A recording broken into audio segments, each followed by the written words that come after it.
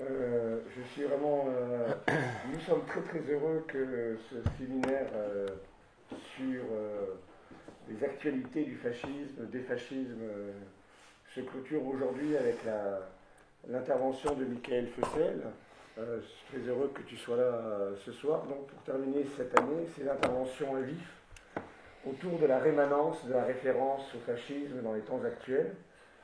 Tu es professeur à l'école polytechnique, conseiller à la direction de la revue Esprit, partageons, l'auteur d'une œuvre philosophique importante, dont je cite parmi d'autres, parmi plusieurs livres, notamment pour ce qui nous concerne aujourd'hui, déjà en 2013, après la fin du monde, Critique de la raison apocalyptique au Seuil, qui a des éléments très intéressants pour penser le temps d'aujourd'hui.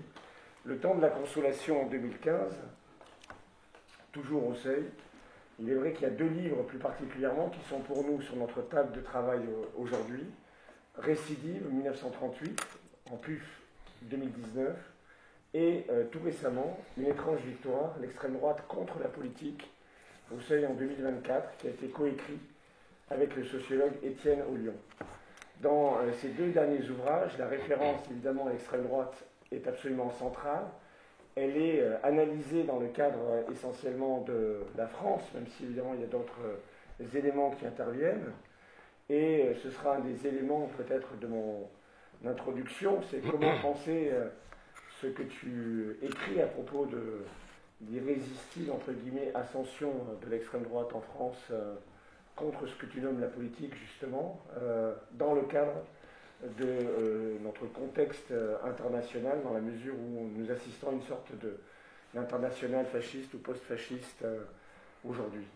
Dans Une étrange victoire, tu montres plus particulièrement comment la respectabilité du Rassemblement national n'est qu'apparente, et en quel sens les thèmes de la préférence nationale, de la République des juges, etc., sont en réalité extrêmement implantés. Et surtout, ce qui apparaît à la lecture, c'est justement l'étrangeté, je crois que c'est le terme qui est central dans cet ouvrage, selon laquelle la xénophobie, par exemple, serait présentée effectivement comme le seul rempart de la République, et autre élément assez renversant, la stigmatisation du droit, qui serait finalement une condition de la défense véritable de la démocratie. Dans Récidive, 1938, un diagnostic direct est porté sur l'état de la France en 1938 et celui de la France d'aujourd'hui. Il ne s'agit pas justement de dire que nous revenons à des temps anciens et donc à un péril fasciste qui serait d'emblée bien identifié et essentialisé, mais bien davantage de réfléchir sur ce qui fait justement la possibilité du fascisme et en quoi cette possibilité est, le cas échéant, mobilisable dans des configurations mouvantes et toujours historiquement nouvelles. Plutôt que d'analyser la soi-disant faiblesse des démocraties, qui est un thème effectivement très éculé au regard de la force extrême des dictatures, tu analyses l'année 1938 en France comme une année, dis-tu, et j'ai trouvé l'expression très intéressante et très inquiétante en même temps, comme une année faiblement démocratique. Alors qu'est-ce que c'est que vivre dans une année faiblement démocratique ? Qu'est-ce que c'est que vivre dans une société faiblement démocratique ? Je voudrais citer ta page 22 de ton livre, qui me semble vraiment tenir lieu de, plus que d'introduction, de préliminaire à notre séminaire d'aujourd'hui, à ce que nous essayons de faire, Cynthia et moi, ici depuis le début de l'année, en nous interrogeant peut-être moins justement sur la concordance des temps que sur des lignes de faille qui structurent justement notre histoire et qui ont la possibilité de redémarrer sur des formes nouvelles. Voilà ce que tu écris. Mon exploration de 1938 m'a pourtant moins convaincu de la faiblesse de la démocratie française que du fait que la France n'était plus à cette date que faiblement démocratique. 1938 n'est pas seulement l'année des reniements internationaux, c'est aussi celle de l'emploi systématique des décrets-lois, l'équivalent de nos ordonnances, par le gouvernement, de la répression massive des grèves, d'une politique de plus en plus hostile aux étrangers et de l'élection de Charles Maurras à l'Académie française. Comme on le lira plus bas, la liste est loin d'être close. Faut-il alors franchir le Rubicon ? Certains pensent que le temps est venu, c'est vraiment ça qui... Le temps est venu d'appeler un chat et de nommer fascisme ce qui vient. La question de ce qui arrive se posait déjà en 1938. du moins pour ceux qui percevaient que la France d'alors, à l'unisson de l'Europe, exception faite de la Grande-Bretagne, perdait un à un les attributs d'une société démocratique. Faut-il se tourner vers 1938 pour résoudre un problème qui se pose en 2018? Alors, il me semble qu'en 2025, cette question se pose encore davantage dans le contexte mondial qui est le nôtre. Tu évoques au sujet justement de l'année 38 toutes les défaites démocratiques de cette année. Tu dis également que 1938 est apparu comme un spectre, et on sait que la caractéristique du spectre, c'est de revenir, toujours, mais souvent sous des formes transformées, modifiées. Alors, est-ce que ce sont des spectres Est-ce que nous avons un spectre du fascisme aujourd'hui? Quelle est sa spectralité? Voilà les questions que je voudrais te poser en 2025, dans une configuration internationale qui est tellement proche de ce que tu nommais dans un autre livre, La raison apocalyptique, justement. Dans ce séminaire, nous nous interrogeons plus particulièrement sur les relations entre néolibéralisme et néofascisme. Nous demandons notamment pourquoi des gouvernements néofascistes très autoritaires, comme en Amérique latine ou aux USA maintenant, peuvent très bien s'accommoder du néolibéralisme au point de former des dispositifs de gouvernementalité très particuliers, entre d'un côté un style fasciste de gouvernement, d'un autre côté une composante populiste centrale, et enfin l'affirmation la plus éculée du néolibéralisme. De ce point de vue, l'un des éléments sur lequel faire porter l'analyse nous semble être incontestablement celui de populisme autoritaire, tel que nous le voyons à l'œuvre aujourd'hui, et dans ses liens évidemment avec la tradition fasciste. Parallèlement à tes propres analyses dans les deux livres mentionnés, deux arguments semblent centraux, et peut-être on va y revenir dans la discussion, mais c'est juste pour lancer un peu l'intervention d'aujourd'hui.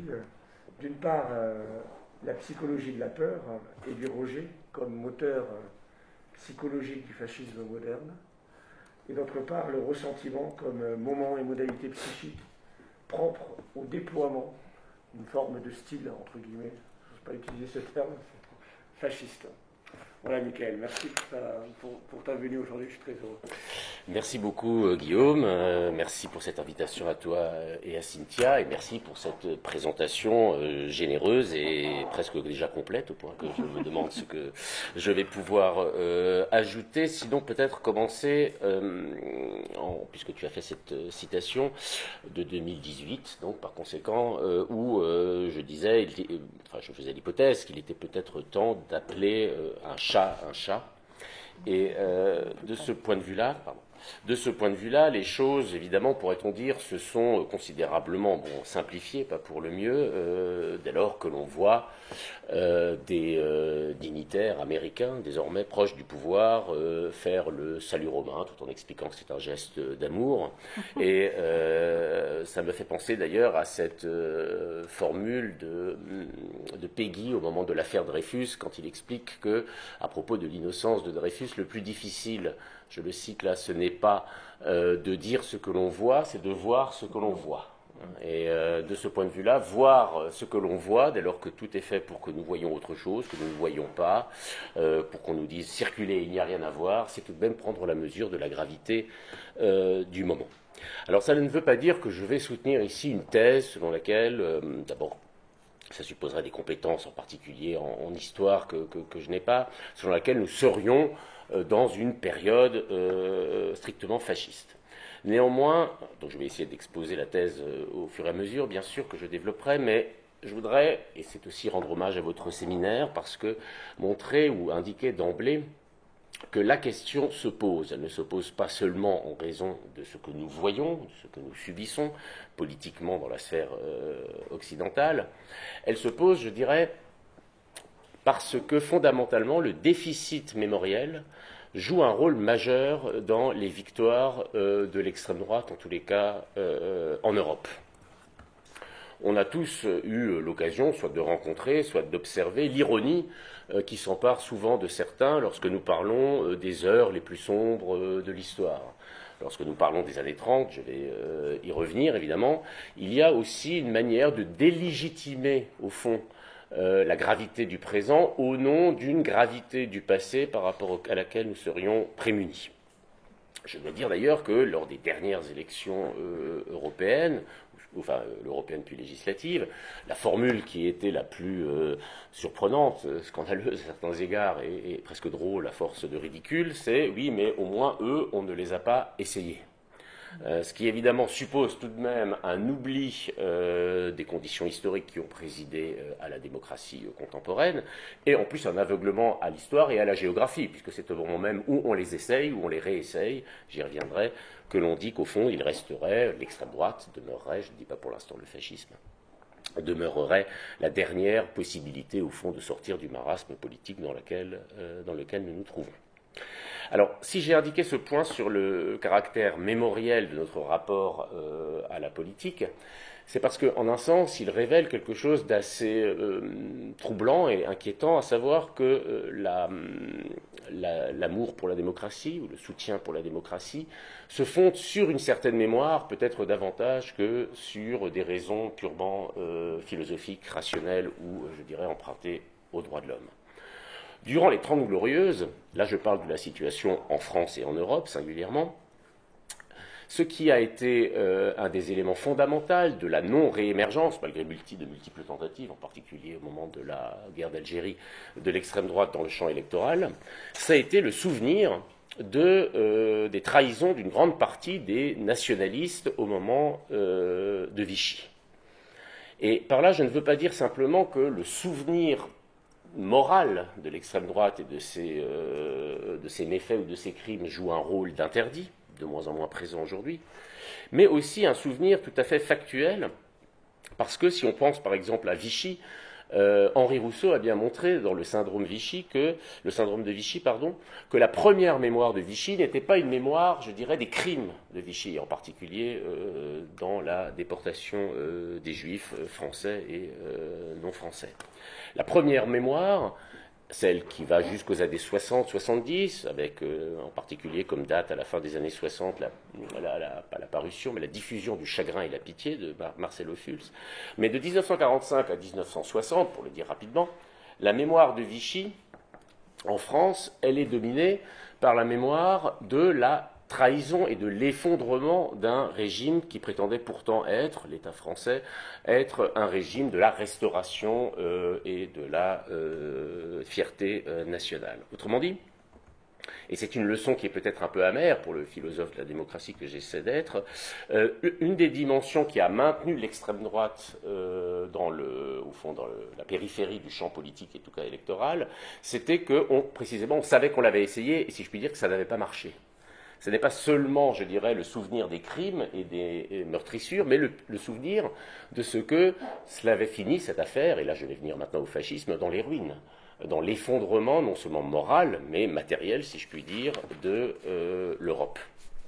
Ce qu'il en serait certainement de même en Allemagne, où il suffit de regarder Allemagne année zéro pour prendre la mesure de Rossellini de ce qu'a été, je dirais, la somme de ruines, de souffrances, y compris pour les Allemands, de ce régime. Et ça renvoie, puisque Guillaume l'avait suggéré, à une croyance qui s'est établie, et je dirais, j'appellerais ça la parenthèse peut-être enchantée de la démocratie, de 1945 aux années 2000, une croyance tout à fait nouvelle dans l'histoire, selon laquelle la démocratie n'était pas seulement le pire des régimes à l'exclusion de tous les autres, comme disait Churchill, elle n'était pas non plus simplement un régime ou une forme de société qui était valable du point de vue moral ou éthique, mais la démocratie était puissante, puisque précisément ce sont les démocraties alliées, on peut évidemment discuter du caractère démocratique de l'Union soviétique, mais il s'appelait tout de même démocratie populaire, eh bien ce sont les démocraties alliées qui ont battu le fascisme.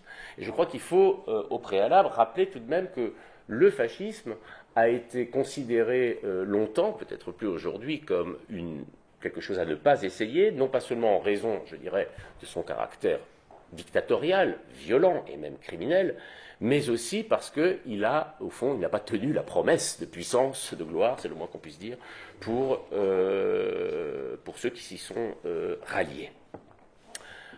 S'il y a quelque chose comme un fascisme présent, c'est sur la base de cet oubli-là aussi, non pas seulement de l'oubli des crimes, mais aussi de l'oubli, au fond, du fait que le pseudo-nationalisme fasciste mène en général à la ruine de la nation et à la ruine des sociétés qui adoptent ce type de régime. La deuxième remarque préalable que je voudrais faire, qui va venir cette fois-ci à cette notion de fascisme. Si je continue à hésiter à l'employer, j'essaierai de m'en justifier, mais c'est pour une raison qui n'est pas seulement philosophique, je donnerai les raisons plus théoriques dans un instant. C'est d'abord précisément parce qu'il y a eu, du côté de l'antifascisme, certainement des dérives sémantiques, des usages de ce terme dans les années 60, 70, justement dans cette parenthèse enchantée. Je ne suis pas en train de dire que les 30 Glorieuses étaient absolument glorieuses, mais dans ce moment où on ne pouvait pas se présenter comme étant d'extrême droite avec bonne conscience, comme on le fait aujourd'hui, ou alors on ne pouvait pas faire semblant de ne pas être d'extrême droite lorsqu'on l'était, eh bien, il y a eu un antifascisme, je dirais, parfois excessif, qui, évidemment, pas la peine de rappeler CRS-SS, toute une série de choses qui nous ramèneraient à la critique de De Gaulle comme d'un fasciste, ce qui, évidemment, est tout à fait discutable. Mais surtout, aujourd'hui, on a tendance à, au fond, minorer la menace au nom de l'idée selon laquelle ce qui arrive n'aurait rien à voir avec le fascisme des années 30 et, j'y reviendrai, ces mobilisations de masse. Mais je voudrais tout de même rappeler, même si je ne suis pas historien, mais c'est une chose qui n'est pas souvent présente dans le débat public, que le fascisme n'est pas la seule figure de l'extrême droite. Et que même à l'intérieur du fascisme historique, celui des années 30, il y a des distinctions, je dirais, de degrés entre celui qui a fondé, le régime qui a fondé le terme, le régime mussolinien évidemment, et Hitler. Mais il y a aussi une extrême droite dans les années 30, qui est celle de Franco, qui est celle de Salazar. Il y a une extrême droite en Hongrie, bon ça n'a pas tellement varié d'ailleurs, qui est celle de Horthy. Il y a une extrême droite en France, qui est dominée par l'Action française, qui sont des régimes, je vais y venir dans un instant, dont on discute pour savoir s'ils sont fascistes, mais on peut admettre qu'ils ne le sont pas, sans pour autant les rendre, je dirais, extrêmement valorisables ou désirables pour autant. Pourquoi je dis cela? Parce qu'aujourd'hui, c'est plutôt l'extrême droite qui pratiquerait ce que Léo Strauss appelait la reductio ad Hitlerum. Souvent, les gens, les antifascistes se voyaient accusés de tout réduire à Hitler. Mais aujourd'hui, dans le discours rhétorique de l'extrême droite, il y a en France, et en Allemagne singulièrement évidemment, cette idée qu'après tout, la seule vraie forme d'extrême droite, c'est le nazisme, c'est-à-dire la forme la plus extrême, si je puis dire, de fascisme, et que tant qu'on n'en est pas là, au fond, on reste dans le registre alors de la démocratie plus ou moins populiste, plus ou moins autoritaire, plus ou moins illibérale. Le fascisme, c'est un concept politique qui est évidemment aussi un concept, disons, de théorie politique, qui est aussi un concept, ou plutôt une réalité historique. Et c'est le premier point que je voudrais, après cette longue introduction, envisager, c'est-à-dire donner un certain nombre de repérages historiographiques qui expliquent pourquoi l'usage de cette notion peut être considéré comme relativement piégeuse. En effet, si on adopte, et moi je suis philosophe, j'essaie de l'être du moins, donc j'envisage le fascisme comme un concept, pas seulement comme une réalité historique, mais j'essaie évidemment de le penser en rapport avec ce que les historiens nous en disent. Mais si on l'envisage comme concept, alors comme n'importe quel concept, le fascisme a ce qu'on appelle une extension et une compréhension. La compréhension, c'est la définition du terme. Et par définition, si je puis dire, plus la définition est étroite, plus elle est limitée, évidemment, plus l'extension sera elle-même large. C'est-à-dire, si je dis du fascisme, c'est un mouvement inégalitaire et d'extrême droite, c'est un mouvement qui valorise l'inégalité, la violence et l'extrême droite, et qui est opposé, je dirais, au droit, alors, et si j'en reste à cette définition très générale, on pourra appeler fasciste Mussolini, Hitler évidemment, mais aussi Franco, si je ne parle que du passé, mais aussi des mouvements du type salazariste ou du type péroniste. Bon. En revanche, si je donne une définition très précise du fascisme, c'est le mouvement historique qui émerge à la suite de la Première Guerre mondiale et en réaction à la modernité démocratique. Alors évidemment, la définition du fascisme ne s'appliquera in fine, je dirais, qu'à Mussolini. Il y a des historiens qui expliquent que même le nazisme n'est pas véritablement un fascisme, il est encore une autre dimension. Pourquoi je fais cette remarque méthodologique? Parce qu'en réalité, je pense que il ne faut pas commencer par une définition du fascisme. Une définition du fascisme, en philosophie, d'une certaine manière, en règle générale d'ailleurs, il vaut mieux finir par les définitions que commencer, il faut les construire, parce que si on se donne d'emblée une définition, au fond, on a déjà décidé de l'état du présent. Et c'est particulièrement vrai lorsqu'on sort un peu du domaine de la philosophie, qu'on s'intéresse à l'historiographie. Je pense que c'est une question que vous avez rencontrée sans doute, enfin peut-être, je ne sais pas, pendant votre séminaire, de savoir, c'est une question très classique dans l'historiographie française, de savoir s'il y a eu un fascisme en France. Alors cette fois-ci, je parle des années 30. Et l'école historiographique, disons, dominante, en tout cas jusqu'à récemment, celle qui était influencée par René Rémond, expliquait qu'il n'y avait pas eu de fascisme en France, j'entends dans les années 30, parce que, je résume à outrance, mais parce que, au fond, il y avait eu une sorte de fidélité de la droite à un certain nombre de principes, je ne dirais pas démocratiques, mais un certain nombre de principes de français, de vie non fondés sur un Führer, un leader, un Duce, une abolition pure et simple des corps intermédiaires. Il n'y aurait donc pas eu de fascisme en France, ou plutôt il n'y en aurait eu que deux formes qui venaient de la gauche, à savoir Doriot, qui venait du Parti communiste, et DA, qui effectivement, eux, ont, du point de vue des partis de masse, ont constitué des partis qui étaient fondés sur la hiérarchie absolue du chef et sur une violence raciale extrême. Dans cette tradition, ce que j'appellerais la tradition de l'immunité, c'est pas seulement moi qui l'appelle comme cela, à cette tradition s'oppose une autre thèse, et ça a donné lieu à des débats homériques chez les historiens, qui peuvent parfois être très violents entre eux, pire que les philosophes, ce qui est parfois marquant, de Zef Sternel, qui disait que non seulement il y avait eu un fascisme en France, mais que la France, l'extrême droite française, avait été à la matrice du fascisme européen.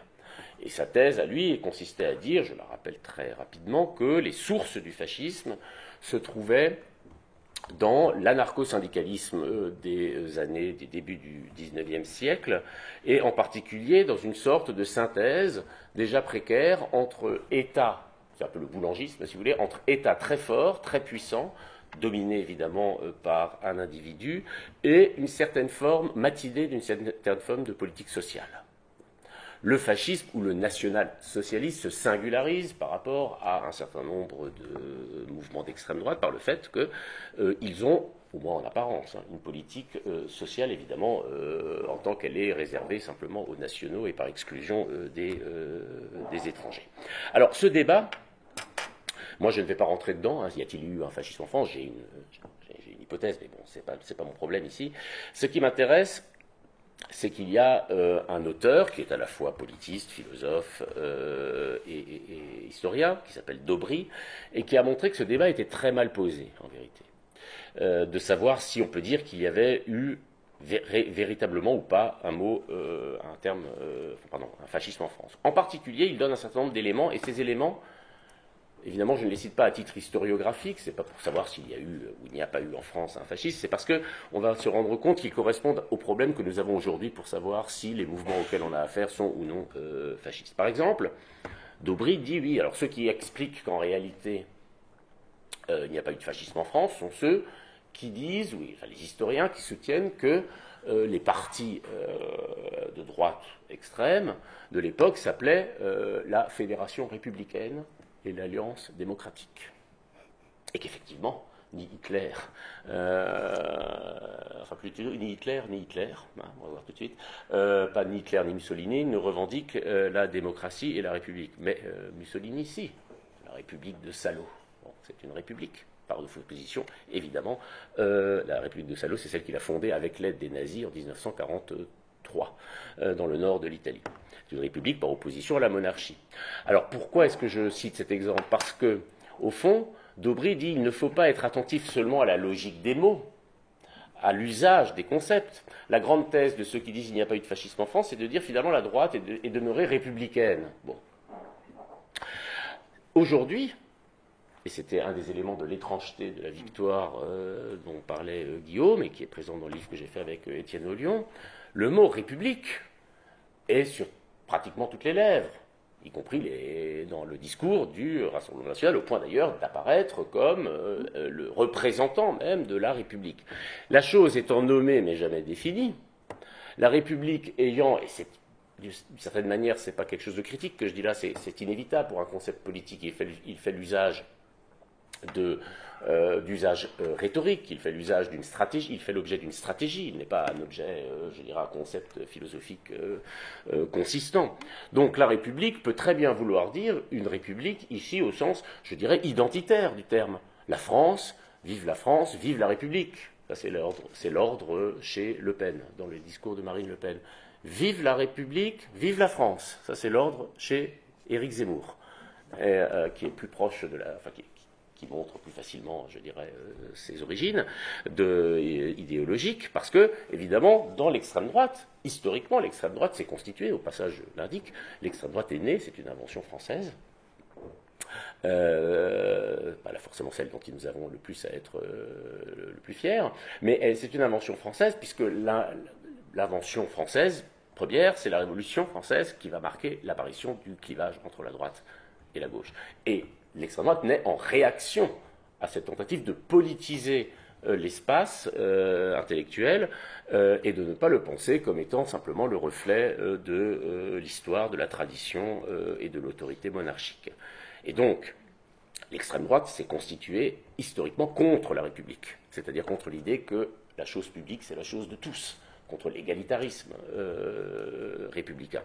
Mais qu'elle puisse, au cours de l'histoire, se revendiquer de ce terme de République qu'elle définira de manière complètement, je dirais, opposée au sens originel, non seulement c'est ce qui arrive aujourd'hui, mais je dirais c'est ce qui arrivait déjà dans les années 30. Deuxièmement, parler de fascisme ou tenir absolument à utiliser le terme ou à ne pas l'utiliser, c'est aussi considérer qu'il y a forcément des critères pour pouvoir parler de fascisme. Alors d'Aubry en cite 4. Et si aucun de ces critères n'est présent, ou même s'ils ne sont pas tous les 4 présents, alors il faudrait ne pas parler de fascisme. Premier critère, le fascisme, c'est l'ère des masses dans la politique. C'est l'arrivée des masses, l'intrusion des masses dans la politique. Deuxième critère, l'importance de la guerre, et en particulier pour ce qui concerne le fascisme historique, celui qui est déjà passé, la Première Guerre mondiale et le phénomène de ce qu'un historien comme Moss a appelé la brutalisation des rapports entre les individus qui a été expérimenté lors ou dans les tranchées. Troisième critère, l'usage systématique lié au deuxième de la violence. Et quatrième critère, primat d'une idéologie intransigeante. Bon. Je pourrais les multiplier, mais je prends ceux-là parce que c'est d'Aubry qui les prend. Et d'Aubry explique, oui, mais l'ère des masses, ça peut être le communisme, et ça peut être même la démocratie. L'importance de la guerre, elle devrait se rejouer aussi après la Seconde Guerre mondiale, c'est-à-dire à un moment où justement le fascisme a disparu momentanément de notre expérience. L'usage de la violence, la colonisation a démontré qu'il y avait des usages, si je puis dire républicains pour le coup, de la violence extrême dans la colonisation. Quant au primat d'une idéologie intransigeante, à tout seigneur, tout honneur, je cite Mussolini, le fascisme ne s'embarrasse d'aucune doctrine. Et c'est d'ailleurs un des points fondamentaux, à mon avis, qu'a rappelle d'Aubry, mais qui est rappelé par d'autres historiens et puis même des philosophes, que, au fond, le fascisme est un phénomène qui est justement, tout à l'heure je disais, plus on précise la définition et plus les choses deviendront générales, le fascisme ne s'autodéfinit jamais, pratiquement jamais. Comme doctrine, j'entends. Ce qui explique d'ailleurs pourquoi il fasse l'objet chez les intellectuels de souvent une sorte de mépris, quoi. C'est-à-dire, au fond, il y a... Bon, moi, c'est vrai, je me suis intéressé à l'extrême droite, on m'a souvent fait la remarque, enfin, bon, tu vas quand même pas lire Zemmour, Maurras, Michel Onfray, alors qu'il faut lire Michel Foucault, Marx, c'est tout de même autre chose, quoi. Bon. Et de fait, c'est autre chose, disons.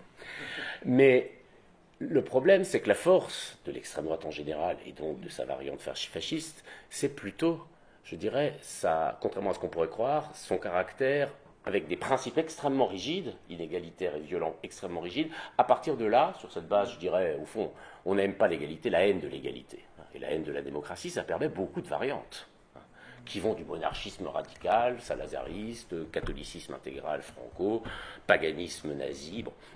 Autrement dit, La force de l'extrême droite, c'est qu'elle n'est pas assujettie à une doctrine. Historiquement et conceptuellement, elle est réactive, en vérité. Elle n'est pas seulement réactionnaire, elle est réactive, c'est-à-dire qu'elle a réagi à, historiquement, la promotion de l'égalitarisme propre à la Révolution française et à tout ce que cela a entraîné. C'est vrai, je le signale au passage, de la forme qu'on pourrait s'attendre à considérer comme la plus radicalement rigide du fascisme, à savoir le national-socialisme, où des historiens comme Yann Kershaw ont montré que le premier programme électoral du Parti national-socialiste de 1919 ou 1920, économiquement, hein, j'entends bien, économiquement, pourrait être considéré comme un programme d'extrême gauche, en réalité. Mais Hitler n'était pas plus assujetti au programme, ou ne se sentait pas plus assujetti au programme qu'à la Constitution, qu'au droit et qu'à la loi. Et de fait, eh bien, on n'attire pas les mouches avec du vinaigre, comme on dit. Donc c'est sûr qu'à une époque où le socialisme constituait une espérance, il fallait s'appeler national-socialiste. Voilà. Si on jouait le jeu électoral, ça ne fait pas pour autant un mouvement de gauche, comme on le dit parfois aujourd'hui. Je parle du NSDAP. Autrement dit, il y a évidemment bien une matrice fasciste. En particulier, là, le nazisme en est un excellent exemple et terrifiant exemple, la valorisation absolue d'inégalités irrattrapables par les individus. Voilà, comme ça que je dirais la chose. C'est-à-dire, il y a des inégalités qui, données dans la race, pour ce qui est du nazisme, ne peuvent pas faire l'objet d'une compétition, ne peuvent pas faire l'objet d'une concurrence, ne peuvent pas faire l'objet d'une négociation, des inégalités qui sont radicales et doivent se traduire par une inégalité de traitement qui peut aller évidemment jusqu'au traitement criminel. Mais au-delà de ce pari contre l'égalité ou de ce pari pour l'égalité, je dirais, il y a quantité de variantes de l'extrême droite et même peut-être d'ailleurs du fascisme. Alors, ces remarques, je dirais, un peu de prudence par rapport à la notion des termes, tout cela pour dire que, au fond, le problème, quand on parle du fascisme, c'est qu'on a en vue essentiellement ces formes politiques instituées, c'est-à-dire les mouvements qui ont pris le pouvoir, essentiellement l'Italie de Mussolini et l'Allemagne nazie. Mais il vaudrait mieux aussi s'intéresser au processus, au dynamisme qui ont mené à cet accès au pouvoir et voir que si la question raciale et antisémite est structurante dans le NSDAP, elle ne l'est pas dans le fascisme mussolinien qui deviendra radicalement antisémite que tardivement, si je puis dire, en 1938 d'ailleurs. 1938, c'est une année décidément très radicalement antidémocratique. Et que, par conséquent, il faut être attentif par rapport à notre propre présent, aussi à ce que, et je prends l'exemple là typiquement contemporain de Trump, à ce qui se passe avant l'accès au pouvoir. C'est-à-dire que quand il y a accès au pouvoir, et on le voit maintenant avec Trump, on se rend compte que Trump 2, c'est pas Trump 1, si je puis dire, que là, il y a clairement, en tout cas, selon un concept que j'emploierais tout à l'heure, une fascisation, si ce n'est un fascisme, une fascisation, mais que c'est sur la base, forcément, ça n'est pas sur la base, forcément, d'une fascisation totale ou du fait que les électeurs soient devenus eux-mêmes fondamentalement fascistes. Souvent on dit il y a 35% de vote RN aujourd'hui en France, d'ailleurs. C'est le cas. 35% de gens ne sont pas pour autant racistes, 35% ne sont pas fascistes, 35% même ne sont peut-être pas d'extrême droite. Dans cette formule, être fasciste, être raciste, être d'extrême droite, le problème c'est être. En fait. C'est-à-dire, on se donne toujours cette idée qu'il y a une définition qu'on va pouvoir appliquer à tel ou tel individu. Or, en vérité, ce qui se produit dans l'histoire, je crois, ce n'est pas tellement... Il y a des gens qui sont des idéologues, évidemment, mais il y a des devenirs beaucoup plus que des êtres. Il y a des fascisations plus que des fascistes. Il y a des devenirs fascistes, des pulsions fascistes, qui peuvent s'emparer de toute personne, y compris quelqu'un qui ne voterait jamais pour l'extrême droite, et qui appartiennent, je dirais, au présent, pour le coup. La thèse que je vais développer en 2 temps pour... combien de temps me reste-t-il ? Il me reste encore 20 minutes à peu près. En 2 temps, premièrement, c'est la thèse qu'au fond, nous assistons peut-être plus qu'au fascisme lui-même à une forme de fascisation. Pour la développer, premier temps, un des arguments fondamentaux que l'on oppose à l'idée que le fascisme ou que la fascisation pourrait s'emparer à nouveau de nous, c'est Guillaume l'a évoqué à propos de 1938, c'est l'idée selon laquelle, au fond, l'histoire ne se répète pas. Bon. Et effectivement, je voudrais introduire ici une distinction qui me paraît importante pour comprendre le présent, à partir de la question de savoir ce que nous voyons, au fond, hein, je reprends la formule de Peggy, hein, voir ce que l'on voit, ce que nous voyons entre en écho avec ce que nous savons, ou que parfois nous avons oublié, mais des années 30. Eh bien, effectivement, ce que nous vivons aujourd'hui est différent. Je m'excuse de sortir des choses, des énoncés aussi triviaux, mais il y a une différence des temps. Évidemment, cette différence, c'est ce qui intéresse en priorité l'historien. L'historien, il cherche, c'est normal, des singularités à l'intérieur du passé qu'il étudie. Et dans ces singularités, il y a des représentations, il y a des expériences, il y a des croyances, il y a des institutions, il y a des techniques. Il y a toutes choses qui, évidemment, aujourd'hui ne sont plus ce qu'elles étaient dans les années 30. Je ne vais pas prendre tous ces éléments, mais le statut de la croyance religieuse, de la déchristianisation de la France d'aujourd'hui est infiniment plus grande qu'elle ne l'était dans les années 30. Bon, par exemple, les techniques ne sont pas les mêmes, là je vais y revenir dans un instant, les expériences, les représentations. Bon. Alors, qu'est-ce que cela veut dire, ça ? Ça veut dire que les moyens qu'utilisera l'extrême droite d'aujourd'hui pour, par exemple, mettre en œuvre sa propagande, ne sont pas les mêmes que ceux qu'elle a utilisés dans les années 30. Donc dire que le fascisme n'est pas de retour parce qu'il n'y a pas de SA ou de chemise noire dans la rue, bon, enfin, pour l'instant, eh bien, cela veut simplement dire qu'en dans les années 30, les années 20 et les années 30, la rue était le principal lieu de politisation des masses. Voilà. C'est-à-dire que dans un moment où la technique de propagande était essentiellement constituée par la radio et le cinéma, eh bien, le fait de réunir les individus, je dirais, dans la rue, y compris dans des défilés de type militaire ou paramilitaire, mais à gauche des défilés de type syndicaux, eh bien, la rue constituait l'espace de mobilisation, c'est un terme très important à mes yeux, l'espace de mobilisation privilégié des individus.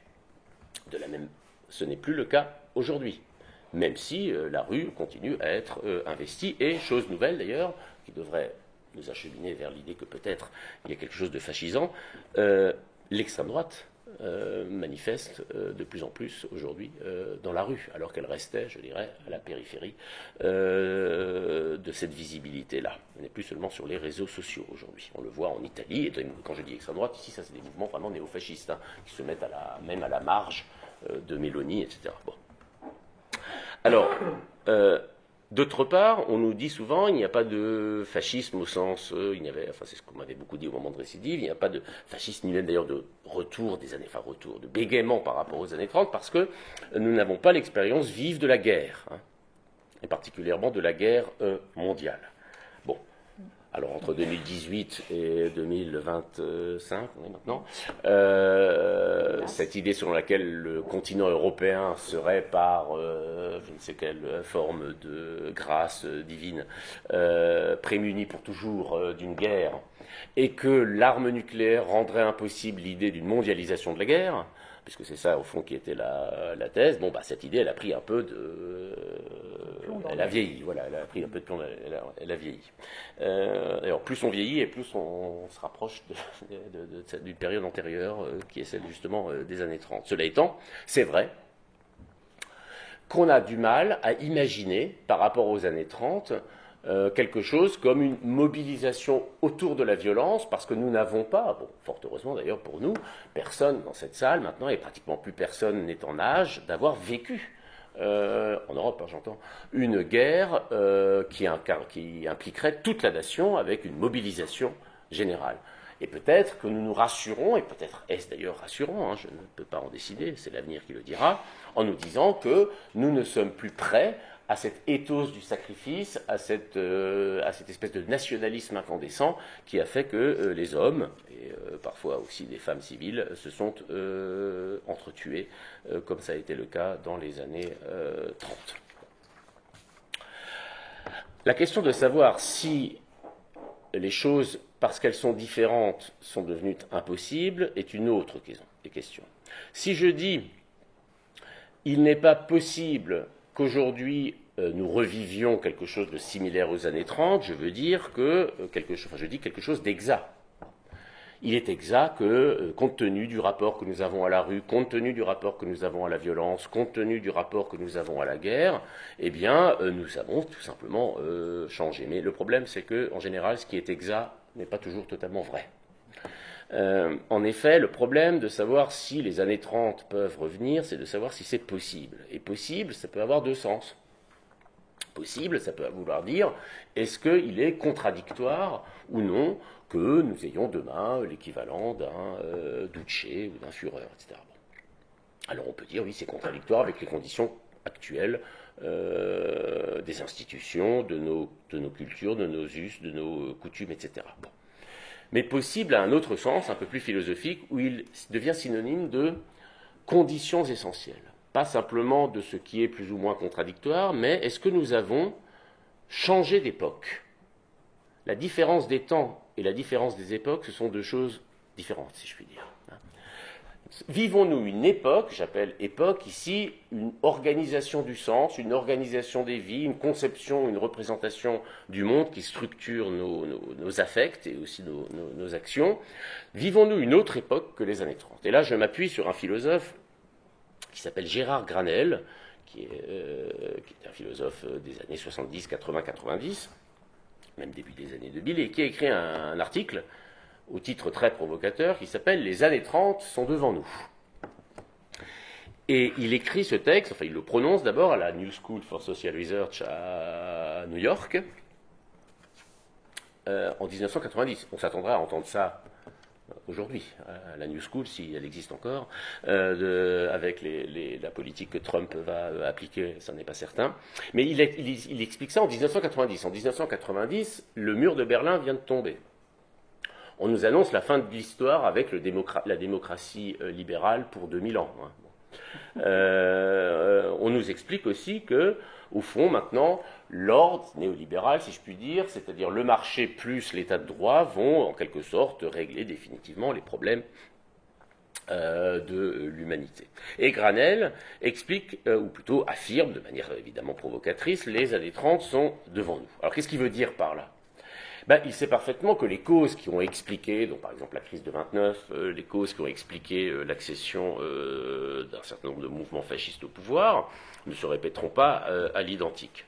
Maintenant, la question qu'il pose, c'est de savoir, non pas s'il est possible que les années 30 reviennent, mais qu'est-ce qui a rendu les années 30 possibles?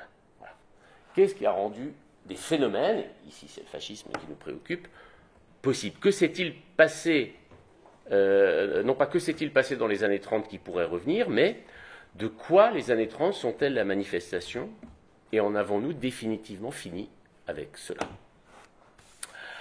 Alors, pour dire dans ce sens-là que nous en avons totalement fini avec le fascisme, et totalement fini aussi avec les années 30, il faudrait dire que les années 30, soit n'ont aucun rapport avec l'époque moderne, que le fascisme n'a aucun rapport avec l'époque moderne, soit que nous-mêmes, nous ne serions plus modernes. Il se trouve, là je me contente un peu de l'énoncer, je ne vais pas pouvoir le démontrer, que ces deux thèses, à mes yeux, sont fausses. La première, c'est la plus facile à démontrer, que le fascisme soit une réaction violente à la modernité, une haine de la modernité démocratique, n'implique en aucune façon que c'est un mouvement qui n'est pas moderne.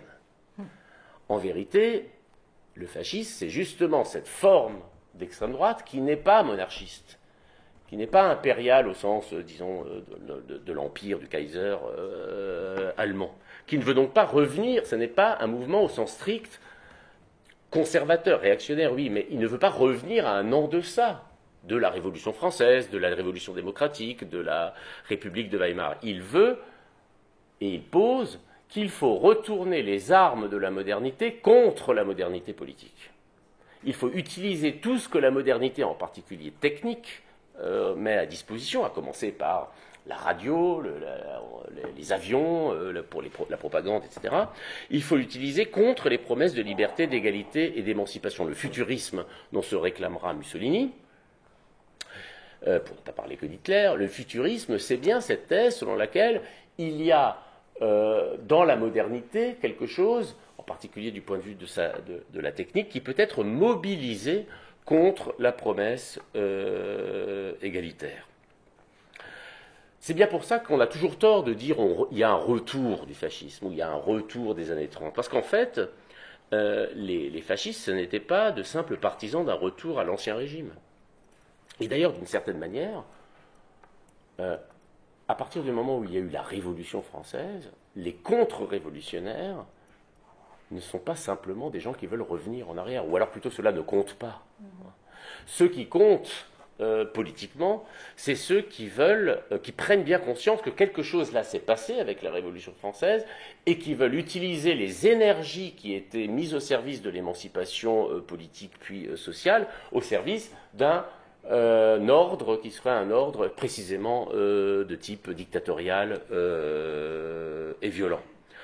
Dans les années 30, beaucoup de gens, de philosophes, d'intellectuels, de politiques se sont intéressés pour savoir, se sont plutôt interrogés pour savoir pourquoi, et ça vaudrait aujourd'hui, pourquoi dans le combat, comme on dit maintenant, entre les extrêmes, qui se rejoignent, comme on dit, bon, admettons, dans le combat entre les extrêmes, disons extrême gauche et extrême droite, quand il a lieu dans le jeu électoral, ce qui était le cas en Allemagne, ce qui était partiellement le cas en Italie, dans les années 30, pour aujourd'hui je vous laisse faire la comparaison, c'est l'extrême droite qui l'emporte. Bon. Comment se fait-il que quelqu'un comme Wilhelm Reich a beaucoup réfléchi là-dessus dans ses travaux sur la psychologie du fascisme, comment expliquer que la plus grande partie des électeurs votent pour un mouvement qui, même s'il fait semblant d'être un peu socialiste, ne leur promet pas quelque chose, je dirais, qui relève de l'émancipation et en particulier des droits sociaux. Alors que bon, les communistes, les sociodémocrates, avec toutes les nuances qui s'imposent, eux, argumentaient sur la promesse, je dirais, égalitaire. Bon. Comment se fait-il, autrement dit, ça c'est une vraie question pour quiconque est un peu progressiste, que l'égalité ne fait pas consensus, même pour ceux qui en seraient les principaux bénéficiaires si elle était socialement établie. Bon. Eh bien, une partie évidemment de la réponse, c'est de dire que aucun mouvement d'extrême droite n'est parvenu, et là aussi on peut penser à la France, ne parvient sur la scène et n'emporte la mise en ayant simplement un discours traditionnaliste et tout à fait réactionnaire. On a eu en France en plus un cas d'espèce où on a eu deux extrêmes droites, j'allais dire pour le prix d'un, au présidentiel de 2022. La populiste, comme on dirait, c'est-à-dire celle qui est nationale et sociale, ça c'est le RN, donc c'était Marine Le Pen en l'espèce, et puis la nationale conservatrice ou nationale libérale, ça c'était Zemmour. Bon, électoralement, les gens se sont un peu surpris parce qu'on pensait que Zemmour allait passer devant, mais non, c'est pas possible. Si l'on veut prendre le pouvoir par la voie démocratique, l'extrême droite doit être nationale et sociale. Il n'y a pas d'autre cas. Sinon, il faut faire un putsch. Et dans ce cas, on a national et conservateur, et ça, c'est Franco. Ça, c'est Salazar. Mais si on est, c'est logique, si on est en demande de voix, eh bien, il ne suffit pas d'amasser les catholiques intégristes, les intégristes d'autres formes de croyances, la bourgeoisie conservatrice, ça ne suffit pas, je dirais, électoralement. Ce que je dis là, c'est du calcul électoral un peu basique, mais qui est important parce que ça veut dire que en réalité, la différence des temps n'abolit pas l'unité, je dirais, de l'époque. Aujourd'hui, dire que les années 30 sont devant nous, évidemment, ça ne veut dire que nous n'avons pas changé d'époque, que nous n'avons pas fini avec cette histoire, en réalité. Nous n'avons pas fini, alors là, c'est la deuxième partie, on pourrait penser, et ça c'est à mon avis, bien plus que les gens qui disent, finalement, c'est le retour des années 30, ce que je ne dis pas, bon, mais sont plus égarants ceux qui disent, ce que nous vivons est absolument nouveau. Ce présentisme, comme dit François Hartog, cette conception, pour le coup, que le présent et que ce soit par son côté négatif ou, c'est souvent présenté de manière positive, le présent par ses technologies par exemple, par la culture qui serait la nôtre, par la nouveauté, le culte de la nouveauté, ce présentisme-là, à mon avis, est fondamentalement aveuglant, et plus, je répète, que ceux qui disent qu'au fond l'histoire se répète. Exemple, faut-il attendre que la rue soit prise par des groupes de paramilitaires pour en conclure que le fascisme est là? En réalité, le concept clé pour penser, je crois, le fascisme historique, et peut-être donc aussi le présent, c'est le concept de mobilisation. Et c'est ce que dit Granel. Qu'est-ce que c'est que la mobilisation, ou qu'est-ce que c'est que le fascisme? C'est quand la mobilisation devient totale, c'est-à-dire, je cite Granel, lorsqu'elle n'épargne pas la moindre parcelle de la substance sociale. Vous savez bien que dans les régimes fascistes, quand ils prennent le pouvoir, enfin dans les systèmes fascistes, eh bien, c'est la mobilisation permanente. C'est-à-dire, les enfants sont d'emblée enrôlés dans les jeunesses hitlériennes ou les jeunesses fascistes, les jeunes filles dans les mouvements de jeunes filles, les femmes dans les mouvements, les mouvements plutôt d'inertie et antiféministes de femmes, les hommes, évidemment, la guerre. Il y a même une association pour les vieillards. Autrement dit, il y a au fond, politisation intégrale de la sphère de l'existence. Voilà. Et donc, ce qu'ici il appelle Granel mobilisation, c'est l'ensemble des énergies qui se mettent, qu'on contraint à mettre au service du parti, au service du chef. Cette logique de la mobilisation, elle n'est pas le propre de l'extrême droite ou du fascisme. Cette logique de la mobilisation, c'est une logique typiquement moderne. Ça ne veut pas dire que le fascisme est la vérité du tout de la modernité, ce n'est pas du tout ça que je pense, mais ça veut dire qu'il s'emploie à utiliser en particulier toutes les techniques qui vont permettre à son idéologie de faire corps, en vérité. Alors aujourd'hui, la manière dont l'idéologie fait corps, elle n'est plus la même, effectivement, que dans les années 30. Ce qui nous mobilise aujourd'hui, ce sont beaucoup plus les discours que les corps. Ce sont les réseaux sociaux.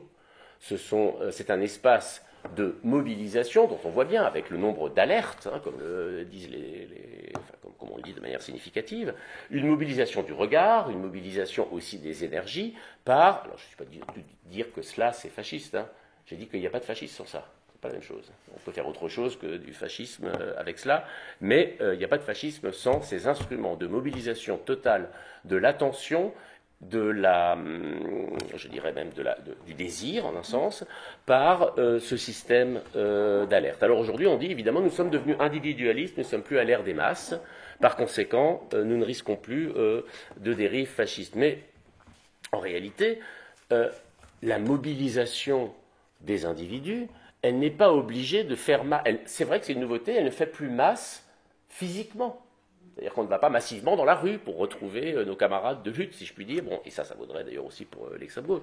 Par contre, les réseaux sociaux, les groupes font masse d'une certaine manière, mais de manière discursive. Il faudrait développer ce point, je n'ai pas le temps de le faire ici, mais je le prends pour montrer qu'il y a d'autres formes de mobilisation totale qui font que par l'effet des algorithmes, on se retrouve, c'est bien connu, dans on se retrouve entre nous d'une certaine manière, pas physiquement certes, mais en usant du même discours, en usant des mêmes pratiques discursives, la question est surtout en utilisant une violence qui est de plus en plus discursive.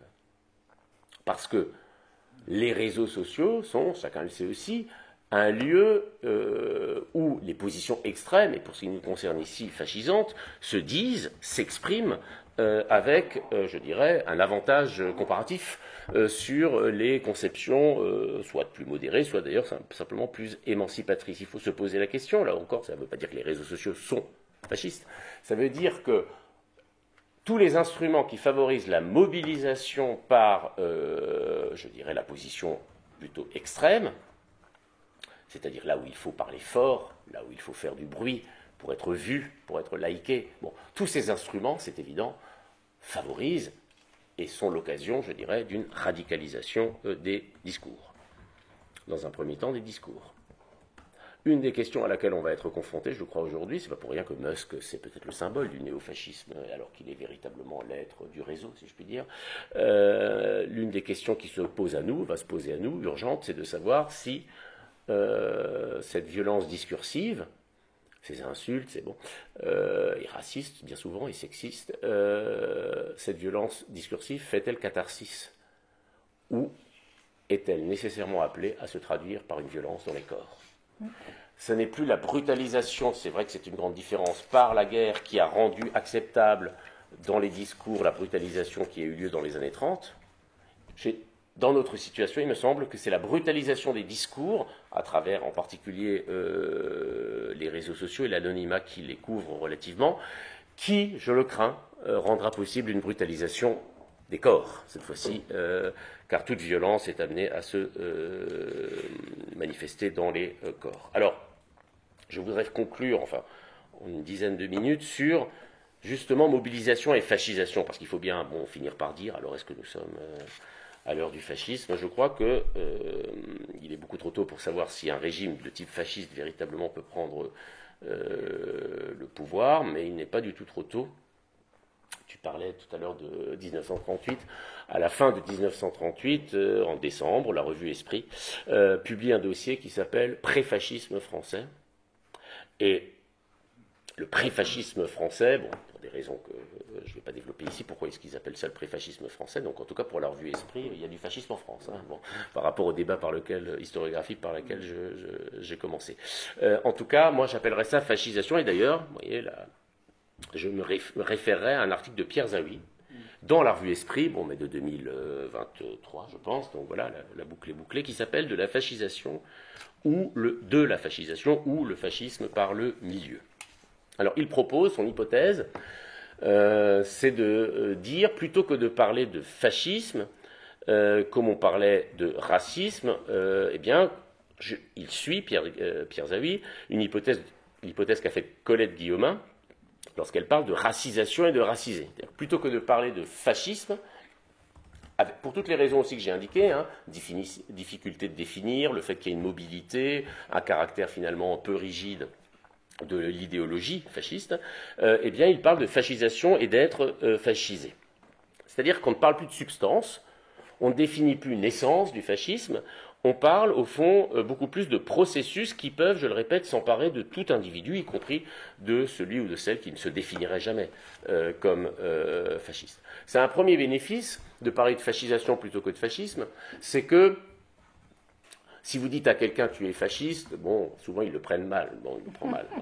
Si vous lui dites fais attention, tu te fascises, on n'a pas tout de suite l'accusation morale, parce que ça suppose quand même que, on a tous des moments fascistes, en un sens, des formes de, alors je vais essayer de préciser un peu, mais des formes de radicalisation, je dirais, des énergies dans un sens violent.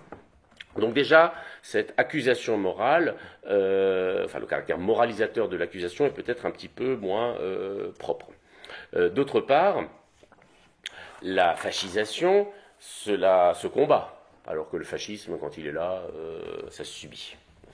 Donc c'est aussi une manière, je dirais, de réfléchir à nos devenirs subjectifs sans nous condamner d'emblée à l'irrésistible ascension du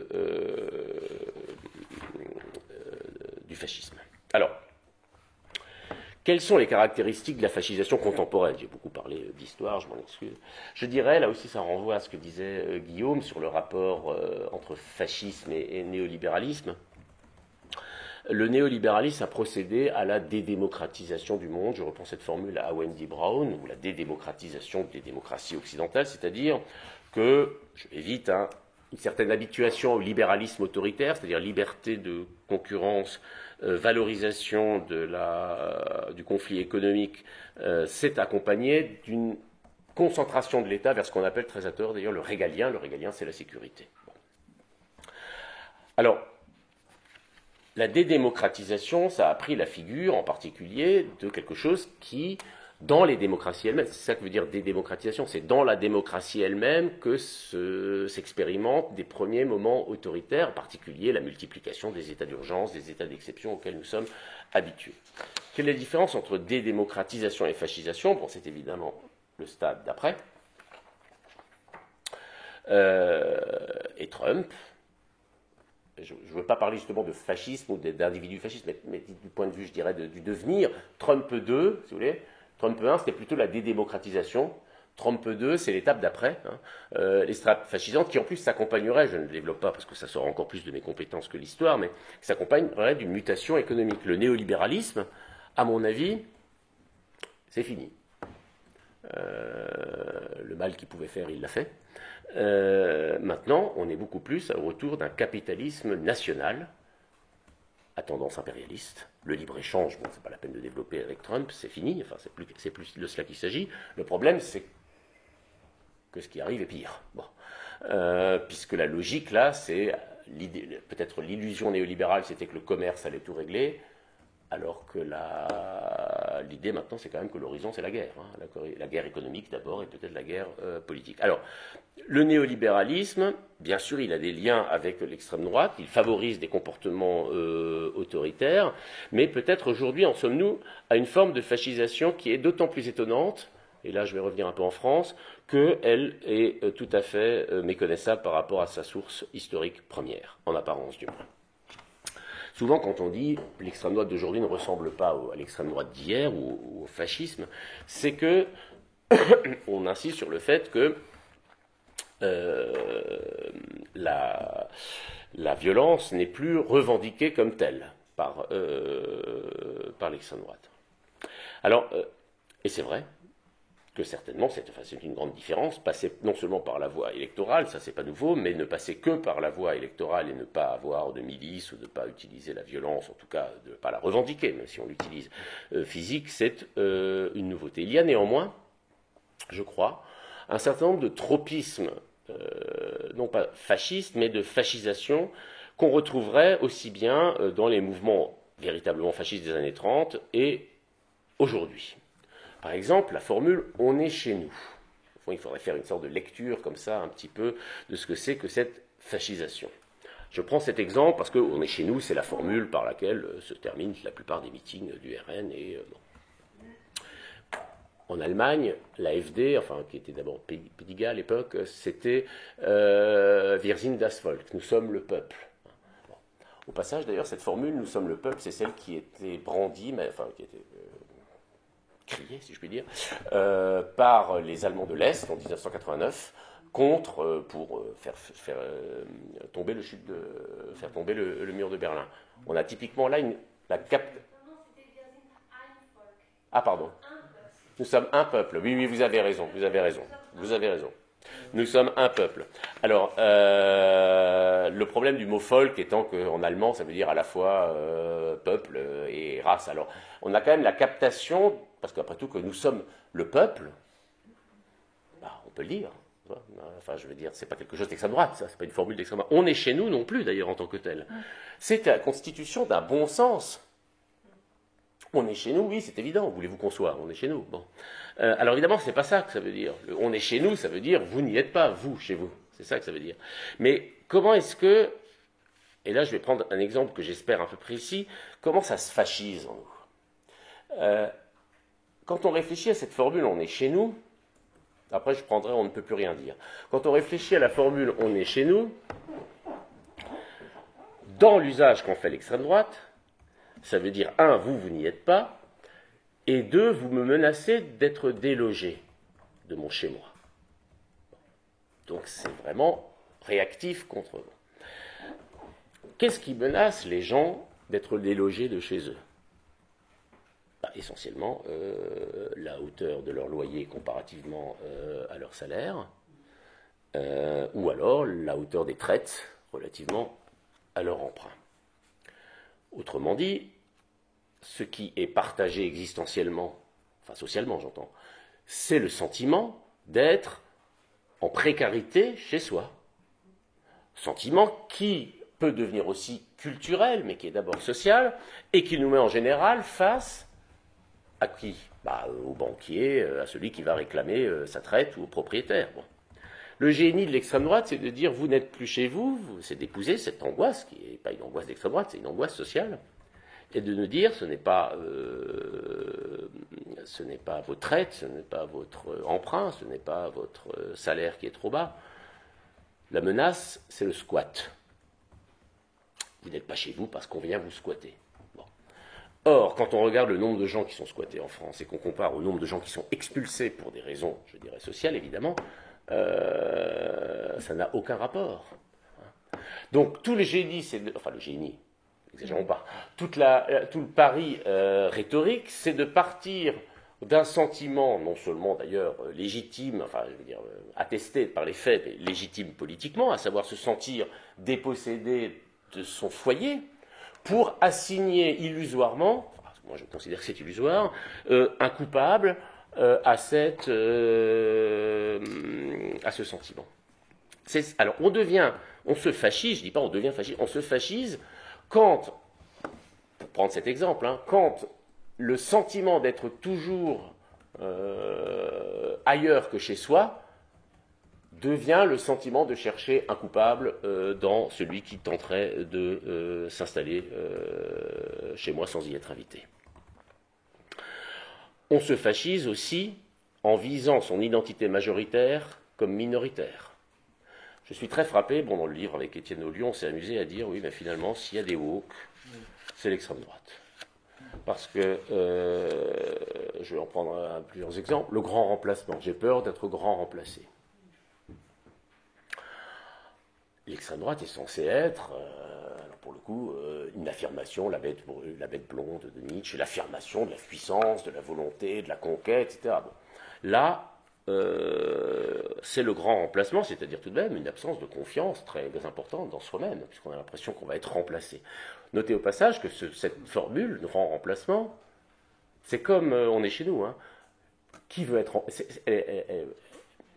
Elle s'est imposée d'ailleurs après Renaud Camus, maintenant on en parle même sur Fox News, donc ça touche quelque chose, ça touche quelque chose de ce que j'appelle ici la fascisation. Personne ne veut être grand remplacé. Enfin, personne ne veut être remplacé, et encore moins grand remplacé, si vous voulez. C'est-à-dire qu'il y a quelque chose de très intuitif dans l'idée je suis là, je suis irremplaçable. Et pourtant, on va me... Donc, mais ça, c'est pas un sentiment fasciste. C'est un sentiment, je dirais au contraire, c'est plutôt une forme d'affirmation positive de soi. J'aime pas employer ce terme, le génie fasciste, l'intelligence fasciste, c'est de dire, attention, vous allez être grand remplacé en grand, je dirais, mais pas du tout par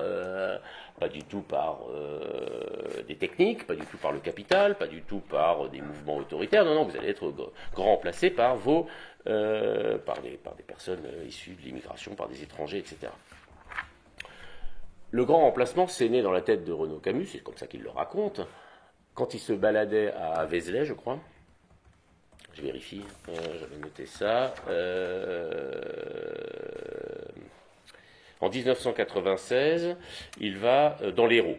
Non, c'était pas à Vézelay, je ne sais pas où c'était, peut-être à Béziers. Il va dans l'Hérault et il s'attend à voir les beautés de la France de toujours. C'est-à-dire, il visite des églises, etc. Et tout d'un coup, il raconte ça. J'ai vu des femmes voilées aux fenêtres des maisons. Et là, c'est le moment de la révélation. C'est-à-dire que tout d'un coup, cette présence musulmane au milieu des chefs-d'œuvre de l'architecture catholique, c'est l'imminence de la catastrophe. Voilà. On appelle ça woke parce que finalement,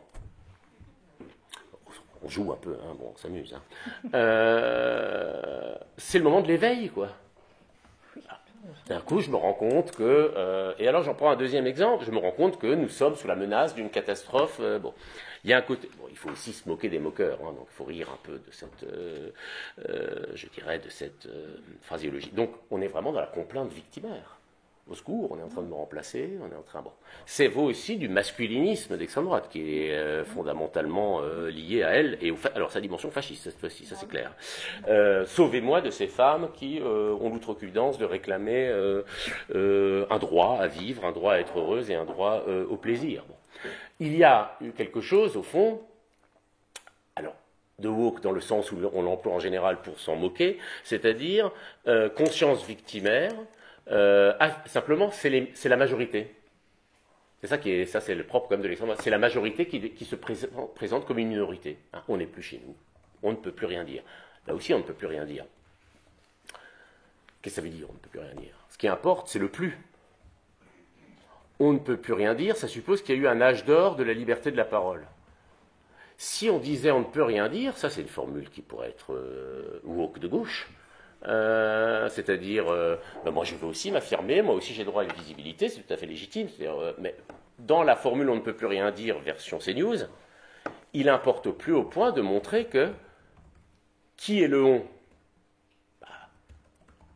Les hommes, blancs, qui avaient le droit de parler dans les cafés à l'époque de Michel Audiard. Pour lequel j'ai d'ailleurs une certaine sympathie dans la drôlerie, mais bon, en tant que film. C'est-à-dire, on ne peut plus rien dire, le plus est très important, ça veut dire que depuis que les femmes, les homosexuels, les étrangers ont pris la parole, donc au fond, on ne peut plus rien dire. En général, c'est annoncé sur les chaînes de télévision d'extrême droite ou de radio, il y en a beaucoup maintenant, au moment où on s'apprête à sortir ou à dire des horreurs.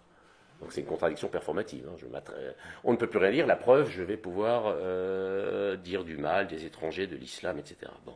Mais on ne peut plus rien dire, ça ne veut pas dire la libération de la parole, ça veut dire taisez-vous.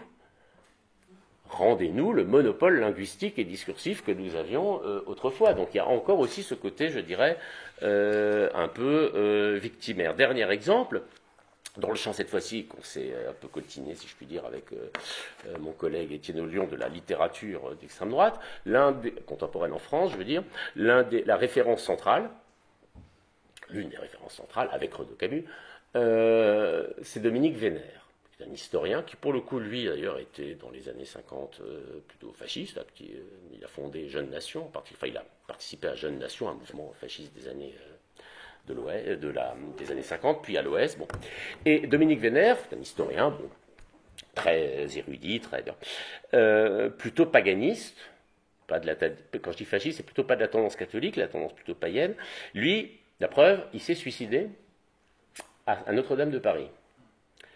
En 2013, le 21 mai 2013. Il se suicide dans le maître-autel, devant le maître-autel de la cathédrale Notre-Dame de Paris. Et il stylise sa mort en écrivant un texte qui est... bon, je ne trouve plus la référence, mais enfin, en publiant un texte qui dit, oui, c'est l'ultime appel face au grand remplacement qui nous menace, et il devient le héros des nationalistes. Bon. Il est très cité régulièrement. Je note que Marine Le Pen, le jour où il s'est suicidé, donc en publiant en même temps son texte pour dire que c'était un appel au secours, voilà ce qu'elle écrit sur Twitter, à l'époque c'était Twitter. Tout notre respect à Dominique Vénère, dont le dernier geste, éminemment politique, aura été de tenter de réveiller le peuple de France. Touek. Alors son père, je rappelle quand même qu'il s'agit de l'extrême droite. Depuis quand on se suicide dans une cathédrale, quand on est de l'extrême droite? C'est un geste... bon. Jean-Marie Le Pen, lui, il fait partie de l'ancienne école. Il a tweeté « L'appel au combat en se flinguant n'a rien d'une évidence ». Bon.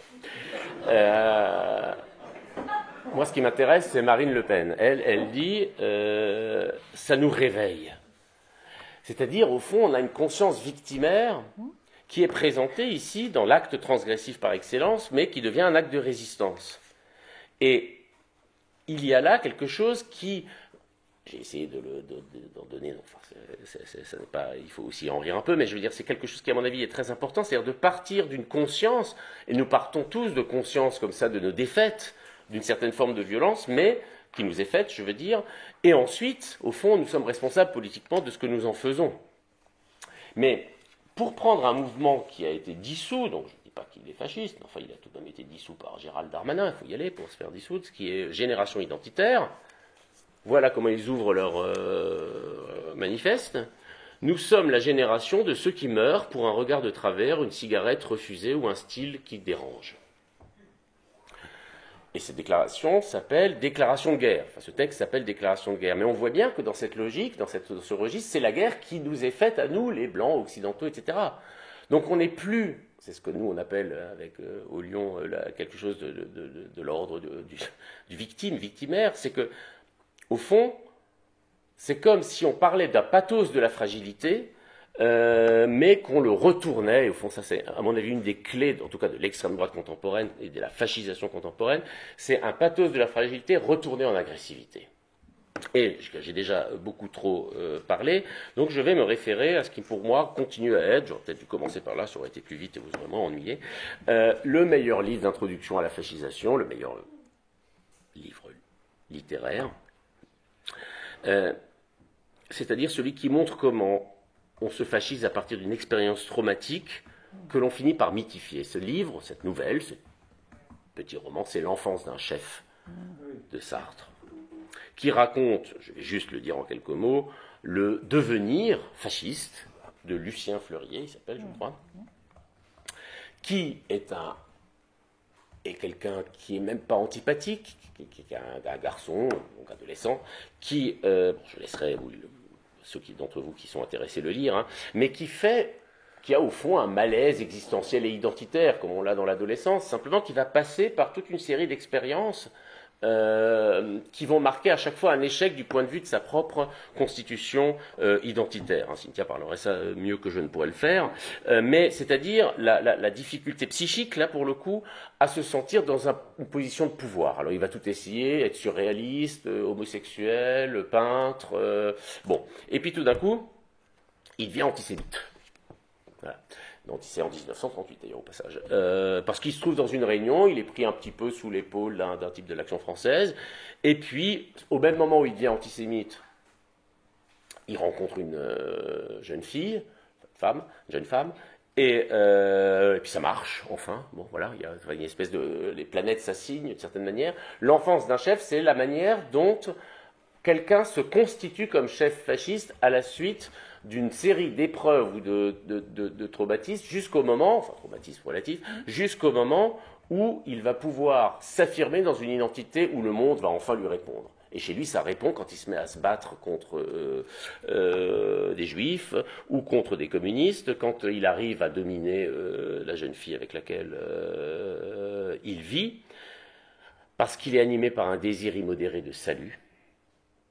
Un désir identitaire, ça veut dire un désir que ça s'arrête, cette angoisse de savoir qui je suis. Et on voit bien que Lucien Fleurier, au bout d'un moment, ça s'arrête. Et la dernière scène, je suis désolé de spoiler, comme on dit, voilà. La dernière scène, mais ça vaut quand même le coup d'être lu, parce que c'est ce qui précède qui compte, c'est il se regarde dans la glace, tout fier, il revient d'une baston avec des communistes, je crois, dans mon souvenir. Il vient de faire l'amour à son ami, il a l'impression que ça marche, etc. Il se regarde dans la glace et il dit tiens, je vais me laisser pousser la moustache. Et là, on voit bien ce rapport spéculaire, je dirais. Tout d'un coup, il a son identité. Hein, et la moustache, bon, pas la peine de développer. C'est le moment où s'arrête la question là. Et j'ai essayé de rendre compte avec ce on est chez nous, on ne peut plus rien dire, le moment où on veut, peut-être c'est ça qu'il faut, contre quoi il faut lutter, peut-être c'est pas un programme politique, mais j'ai pas vocation à en donner, c'est contre ce qui en nous recherche toujours l'identité plutôt que la question, l'inertie plutôt que le mouvement, la mobilisation autour d'une seule cause plutôt que la pluralité démocratique, c'est-à-dire, au fond, pour ne pas être trop fascisé, essayer peut-être de faire en sorte que la question de savoir qui nous sommes se relance et se traite à plusieurs plutôt que de se figer comme face à un miroir où les choses prendraient un aspect définitif. Merci de votre attention et pardon d'avoir été trop long.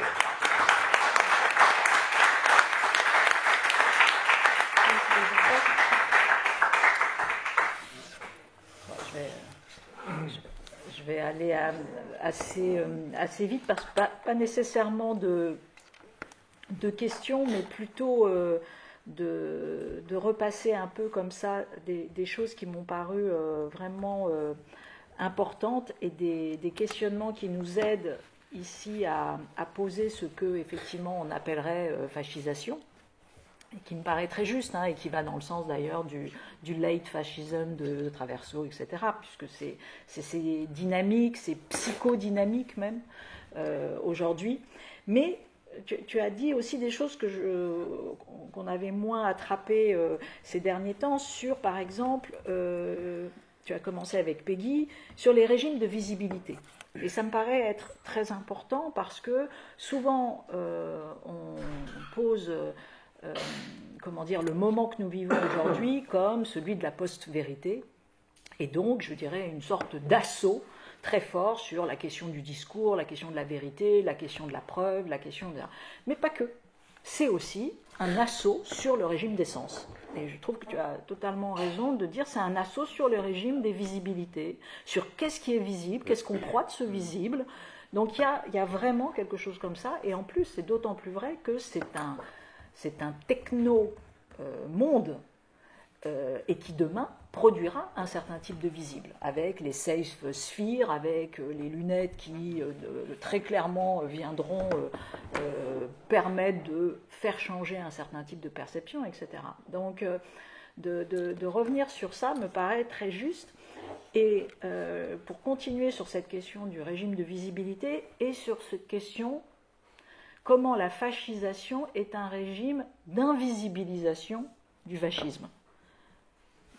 Parce que j'ai un peu entendu ça aussi. C'est-à-dire, en gros, tant que ça ne sort pas d'un certain type de latent, d'une certaine manière, en fait, ça avance.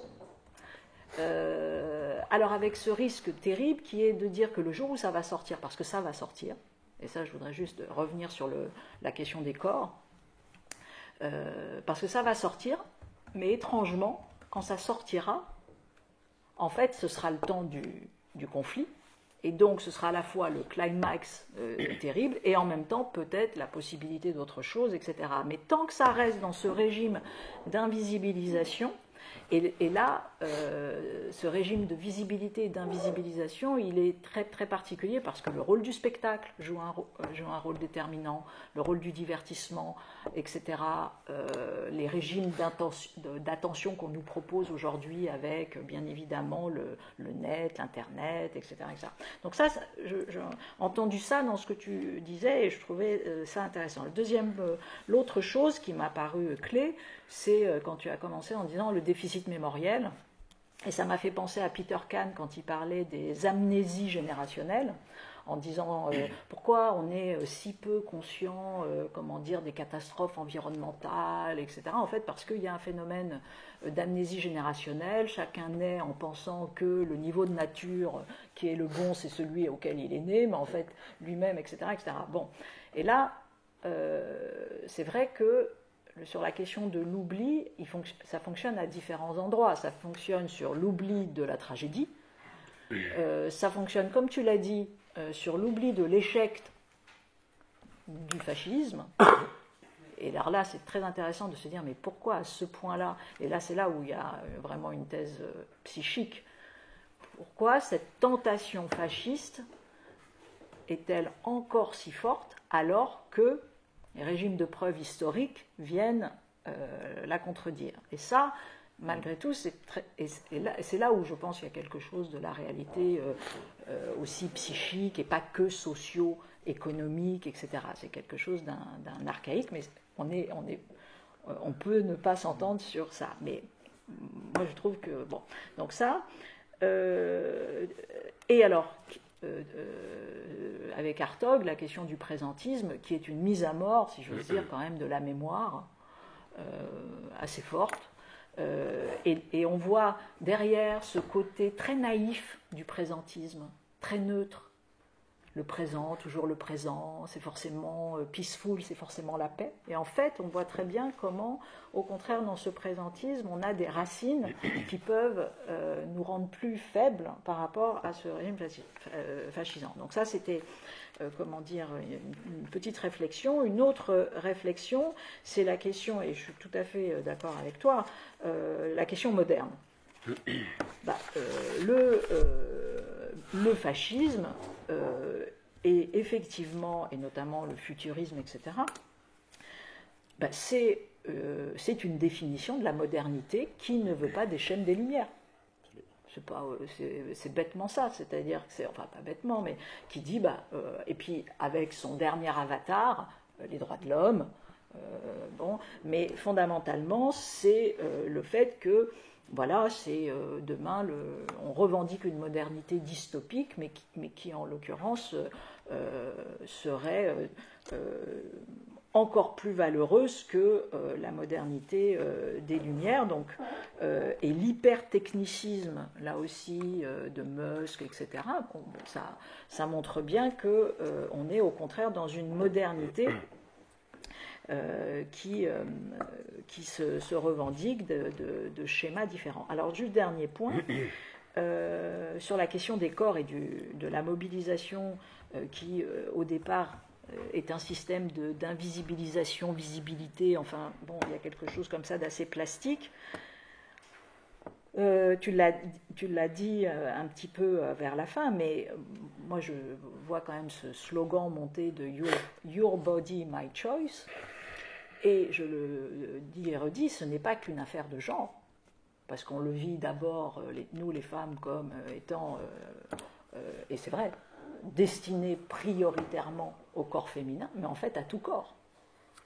À tout corps demain, le corps de l'étranger, le corps de l'enfant, le corps de celui qui a un handicap, le corps de celui qui est stigmatisé de telle ou telle sorte. Donc de toute façon, c'est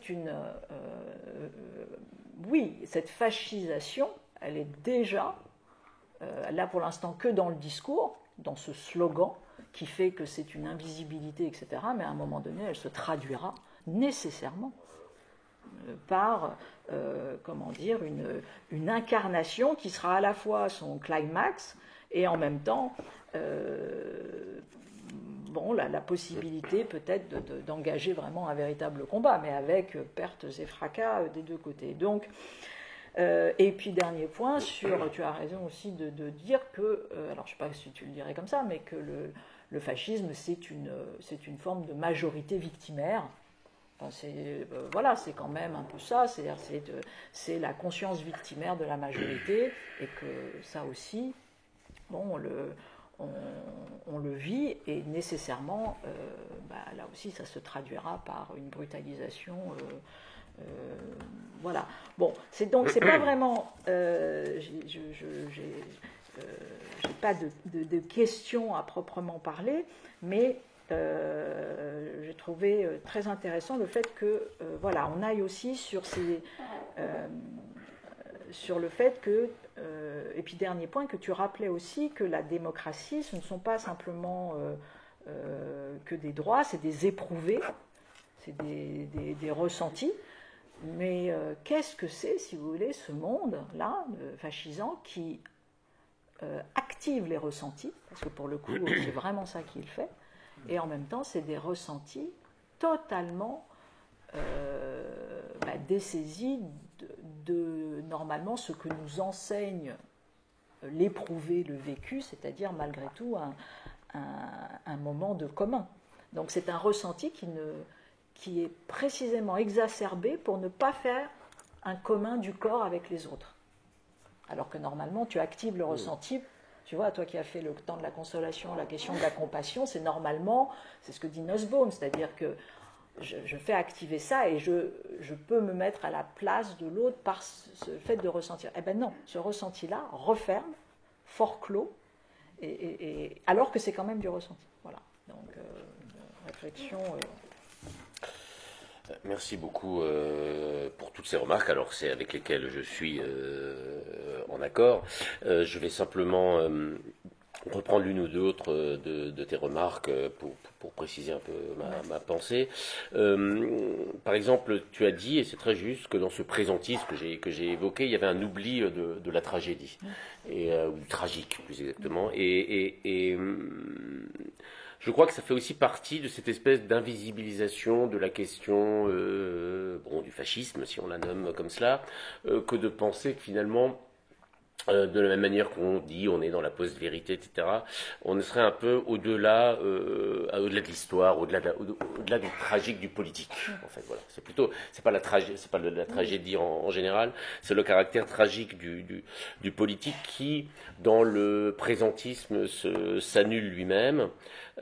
Parce que le présentisme, il a sa face heureuse et sa face triste. La face heureuse, évidemment, c'était un petit peu le culte de la nouveauté, la jeunesse en politique, les nouvelles technologies,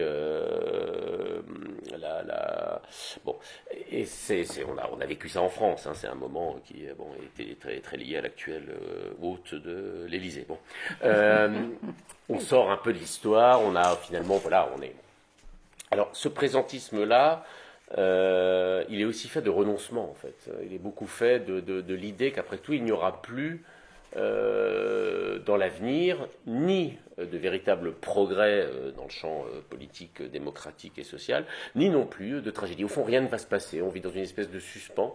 Et c'est le meilleur moyen, je dirais, d'être, au fond, sidéré quand il se passe quelque chose. Au fond, je pense que la modalité de enfin, en tout cas moi, de mon impuissance quand je suis face à des choses qu'on... Bon, voilà, on voit tout d'un coup un salut romain par le numéro 2 ou 3 ou 4, que sais-je, des États-Unis. Bon, la violence verbale, et pas seulement verbale, de Trump, et puis, bon, la foultitude d'exemples français. Maintenant, on a fini par être un peu dans cette situation, au fond, qu'on appelle dans le bouquin sidération, c'est-à-dire le moment où, au fond, on est littéralement pris par l'événement et dans l'incapacité de lui répondre sur une autre mode que réactif. Et quand les réactionnaires vous rendent vous-même réactif, là, je crois que c'est terminé. Il faut aussi trouver un peu des manières d'innover par rapport à eux.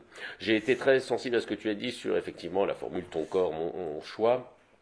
J'avais pas pensé dans le sens que tu as indiqué, généralisé, même si c'est clair que c'est dans le sens d'abord, le sens, mais tu as tout à fait raison, c'est au fond une espèce de politique de l'emprise. Quoi. Je marque mon territoire, c'est vraiment la colonisation et c'est très juste de l'avoir noté. Sur le psychisme, il y a une dimension que je n'ai pas ici élaborée plus que cela, parce que c'est des choses sur lesquelles je travaille, mais que je ne suis pas encore tout à fait au fait, en particulier de tout ce qui relève de la psychologie du fascisme au sens qu'avait donné, son nom échappe maintenant. Reich. Oui, voilà, Reich, pardon, voilà, Wilhelm Reich, avec une dimension que j'ai un peu suggérée, mais que j'ai pas, c'est que, effectivement, il y a l'oubli de ce que le fascisme a mené.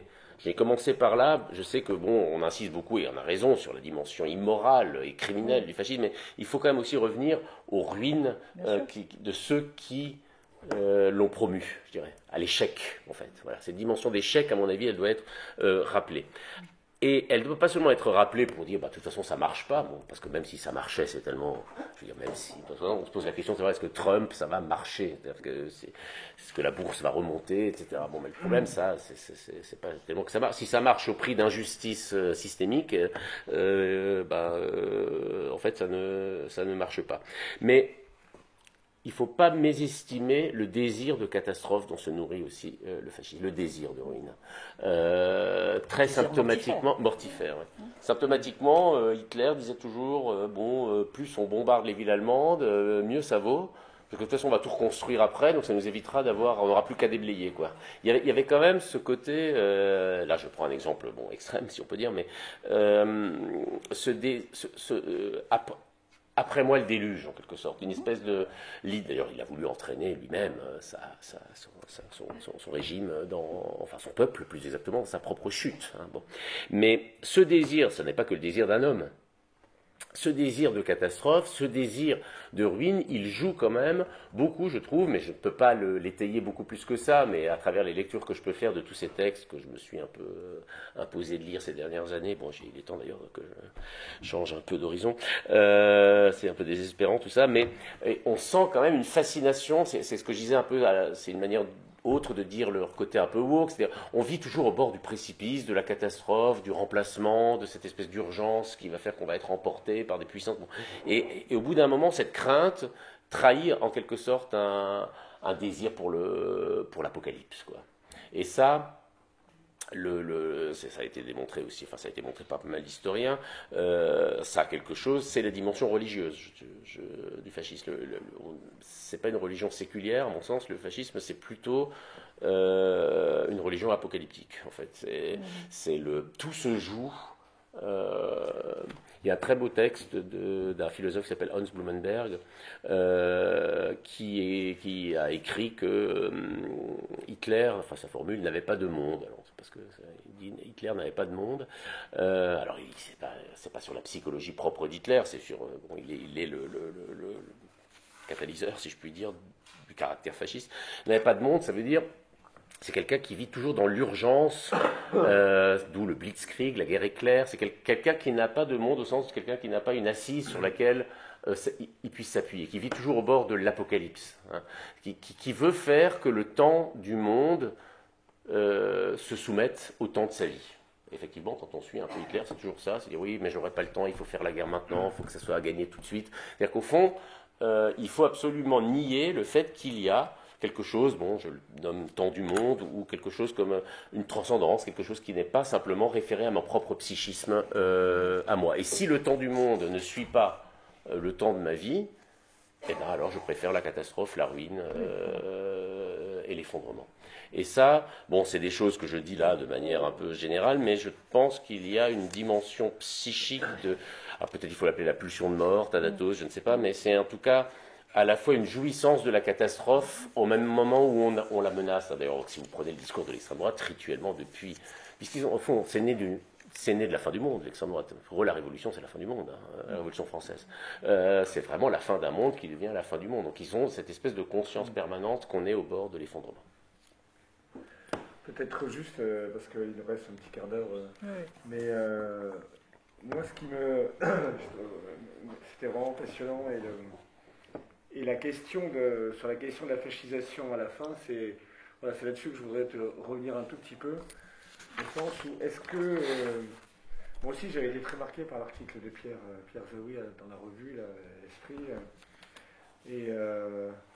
en même temps, je trouve que c'est très satisfaisant parce que ça permet de lancer tout de suite quelque chose comme une généalogie psycho-existentielle justement de l'appel vers le fascisme, de la pulsion de fascisme, avec la question de l'identité.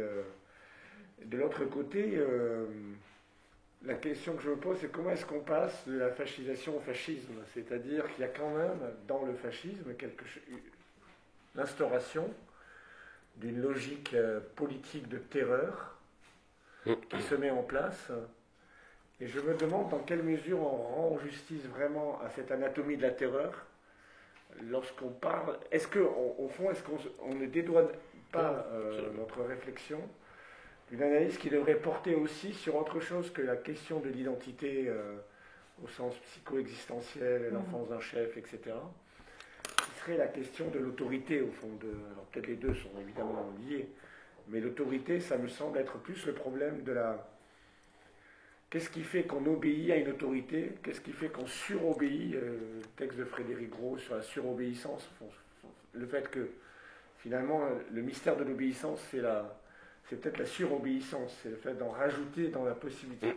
Là où on pourrait désobéir, où on pourrait obéir un peu moins, on va en rajouter, c'est l'expérience de Milgram, le fait qu'on va encore plus loin dans l'obéissance, donc dans une sorte de surobéissance. Est-ce qu'on ne risque pas de perdre, c'est ça la question, de cette anatomie de la terreur qui est présente dans le fascisme et qu'on voit vraiment à l'œuvre quand on se rend dans des lieux où c'est incarné le fascisme, où là vraiment, on était ensemble à Buenos Aires, quand je suis allé passer une journée à l'ESMA, à l'école de marine, où ont eu lieu les tortures, etc. Et là, on comprend que la logique de la terreur, alors c'est pas contradictoire évidemment, mais il y a une logique de la terreur qui vise, tu parlais de monde, à déquotidianiser la possibilité même d'un rapport à son ordinaire, à faire que tout ce qui est présent tout ce qui est évident ne le soit plus, justement, parce qu'on ne reconnaisse plus rien de notre sol quotidien, ce qui renvoie d'ailleurs à un très beau texte de Benjamin où il parle du parfum des muguets qui revient, mais qui en fait ne dit rien, parce que précisément il y a une précarité de tout ça. Est-ce qu'il ne faudrait pas tenir les deux, au fond, dans la fascisation d'un côté, et quand même cette logique de la terreur qui suppose d'analyser vraiment la construction des pouvoirs, les liaisons dangereuses entre pouvoir économique et pouvoir politique.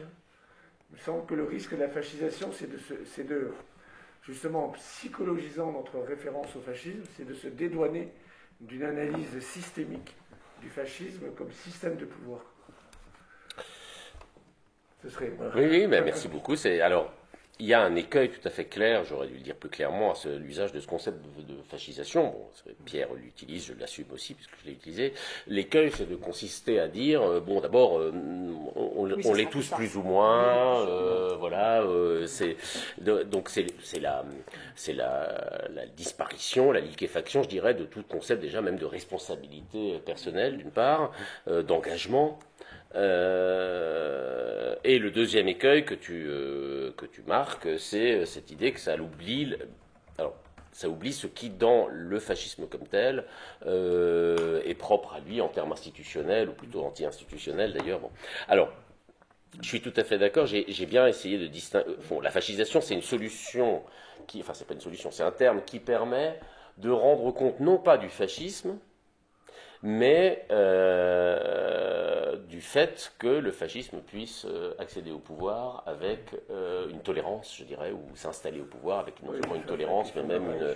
C'est plutôt c'est une précondition subjective, en fait, je dirais, beaucoup plus. Mais j'ai beaucoup insisté, enfin peut-être pas assez d'ailleurs, mais sur le fait qu'il fallait distinguer le processus fasciste des régimes comme tels, quand ils ont accès au pouvoir et qu'ils l'exercent. Et là, je n'en ai pas parlé, mais sur la logique de la terreur, sur le caractère behémoth, hein, c'est le livre de Neumann, remarquable sur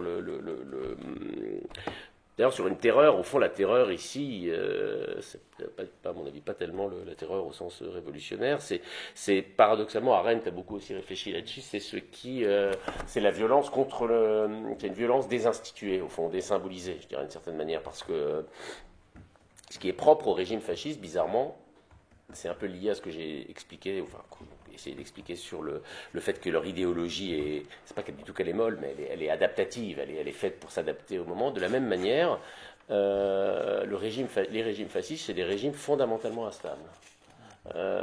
Contrairement à ce qu'on pourrait penser spontanément, c'est-à-dire, par exemple, même, là encore, il faut toujours prendre l'exemple le plus extrême. Il n'y a jamais eu de constitution du Troisième Reich. Ils ont beaucoup discuté pour savoir, mais en fait, ils ont suspendu celle de Weimar, et pendant les 12 ans, c'est resté en suspens, parce que la constitution, c'est absolument étranger à la culture fasciste. La culture fasciste, à la pratique fasciste. La pratique fasciste, c'est de dire surtout ne pas se laisser limiter par quoi que ce soit du monde. Je pense à ça parce que tu as parlé la fin du sol quotidien, tout ce qui est de l'ordre de l'institution, de la séparation des pouvoirs, ou même du partage des pouvoirs. Au fond, tout cela, au nom d'une espèce de mythologie de la vie, il faut s'adapter. Il y a une haine du droit profondément dans le fascisme, et une détestation profonde du droit en tant que c'est quelque chose qui essaie de stabiliser des relations et d'une certaine manière d'inscrire les hommes, les humains, dans une forme de prévisibilité qui évidemment ne favorise pas l'inquiétude que le fascisme veut absolument valoriser systématiquement. Donc, la logique de la terreur, c'est aussi la logique de la haine de toute forme d'institution, ça je suis tout à fait d'accord, mais là il faudrait parler du fascisme. Alors, du fascisme tel qu'il a existé, et de savoir qu'aujourd'hui, est-ce qu'il peut redevenir une organisation du monde. Bon, voilà, ça, je suis d'accord avec toi. Le concept de fascisation n'a pas du tout pour but, enfin, à mes yeux en tout cas, d'épuiser la question de la question du fascisme. Hein.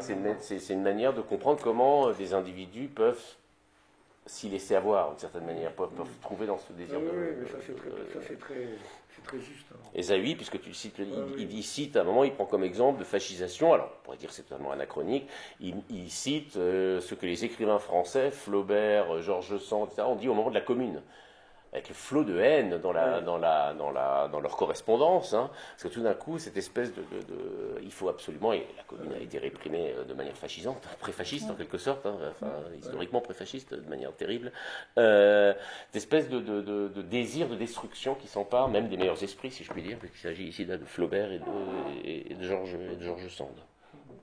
On veut que ça s'arrête, en fait. Moi, c'est des questions qui m'intéressent beaucoup, mais auxquelles je n'ai pas du tout de réponse pour l'instant. Il y a quelque chose comme à la fois un désir d'inertie, quoi. Enfin bon, il faut que ça s'arrête le mouvement du monde, et en même temps, il faut que ça ne s'arrête jamais. Enfin, c'est un petit peu compliqué, mais Lucien Fleurier de Sartre, il veut vraiment au bout d'un moment que la vie cesse d'être pour lui un point d'interrogation, quoi. Et qui ne soit plus qu'un point d'exclamation de sa propre identité. Alors, pardon, on se donne la possibilité de quelques questions.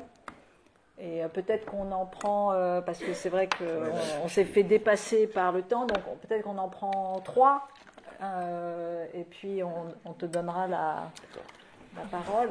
Donc là, il y en a une, deux. Voilà, déjà deux, et on aura et trois. Voilà. On arrête là. Et puis on voulait, comme ça, on les enchaîne. Et puis on donne la parole à... Qui a déjà beaucoup eu, hein, j'avoue que j'ai... Mais sinon tu prends ici, là, regarde. C'est beau. Mais oui, tu prends celui-là et puis... Voilà. Non, il n'y a pas de souci. Mais qu'on les entende au moins.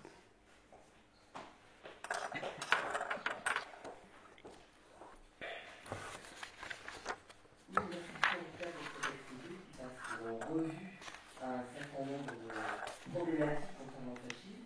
Et en particulier, il y a un moment que j'ai apprécié, c'est le moment où vous avez dit, parce que finalement c'est très rarement dit, que les fascistes ont toujours perdu les guerres. Ils prétendent défendre les nations et ils mènent, comme vous le dites très bien, à la ruine des nations. Ça, c'est une réalité historique. Et en mentionnant cette réalité, en particulier à propos de la Deuxième Guerre mondiale, en fait, vous avez dit, et puis les générations suivantes, en fait, c'est-à-dire celles qui sont quand même encore vivants et peut-être présents dans cette salle, eux n'ont pas vécu de guerre. Et en réalité, ces générations-là ont vécu les guerres coloniales.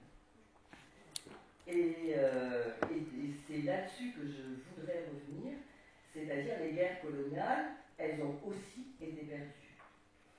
Et c'était des guerres impérialistes, nationalistes, et entièrement soutenues par les fascistes, puisque c'est même lorsque De Gaulle a voulu mettre fin à la guerre d'Algérie que l'OAS est née contre De Gaulle, précisément.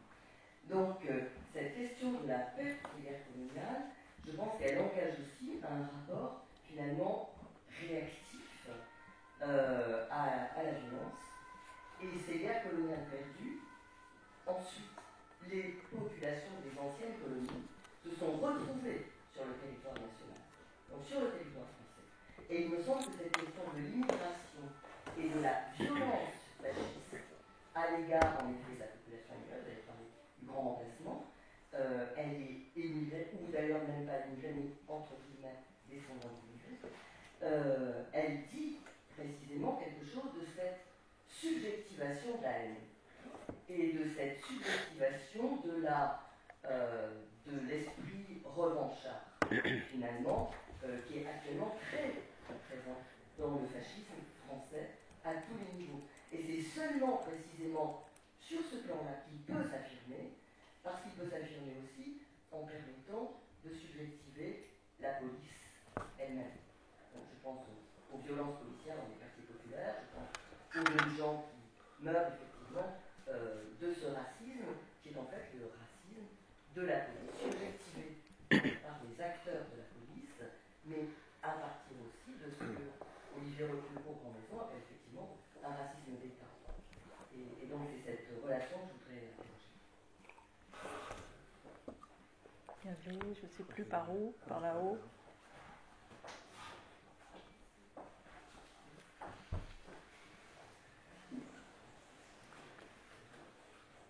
Bonjour, merci.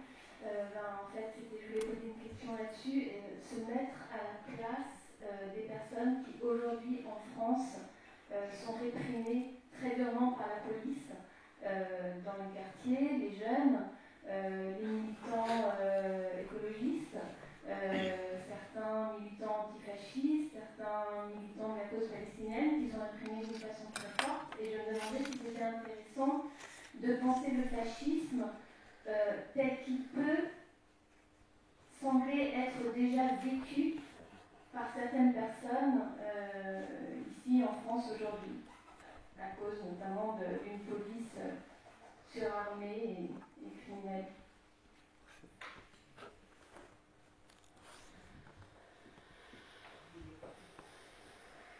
Et bonjour, vous avez évoqué que le néolibéralisme c'est fini, mais parce qu'il y avait un comportement autoritaire et que maintenant nous vivons une époque sous le capitalisme nationaliste qui évoque l'extrême droite. Et je ne vais pas d'accord avec vous dans cette lecture parce que nous vivons aujourd'hui un impérialisme. Une époque impérialiste entre la Russie, la Chine et l'Amérique des États-Unis.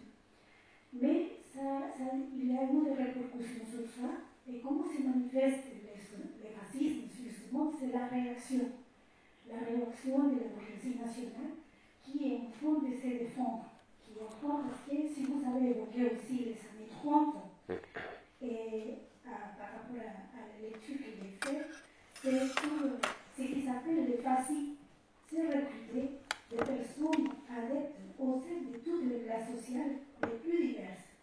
Ils ont été des ex-combattants avant de la guerre, après la guerre, des écrivains futuristes, des ex-anarchistes, des ex-syndicalistes, des républicains, des monarchistes, de la noblesse, c'est-à-dire toute l'extrême droite. Ils s'est lié comme les seuls vrais représentants de l'Italie à cette époque. J'appelle sur l'Italie l'exemple de l'Italie de Mussolini. Mais si nous voyons maintenant, à la France, il y a certains aussi démagogie et opportunisme de l'extrême droite. Mais sur cette subjectivation aussi de la police et le rappel à la violence, ce que vous avez évoqué aussi, c'est la fascisation, c'est l'expérience dramatique que vous avez dit, de la fragilité devenue dans les classes sociales qui entrent en jeu. Qu'est-ce que ça bouge dans le social?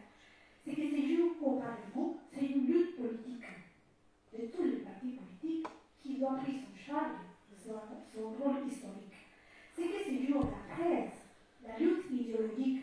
Et je prends l'exemple que j'écoutais hier ou avant-hier, le 30 avril, Sébastien Chenot avait dit Bayrou doit agir maintenant parce que la bataille idéologique sur l'immigration, nous l'avons déjà gagnée.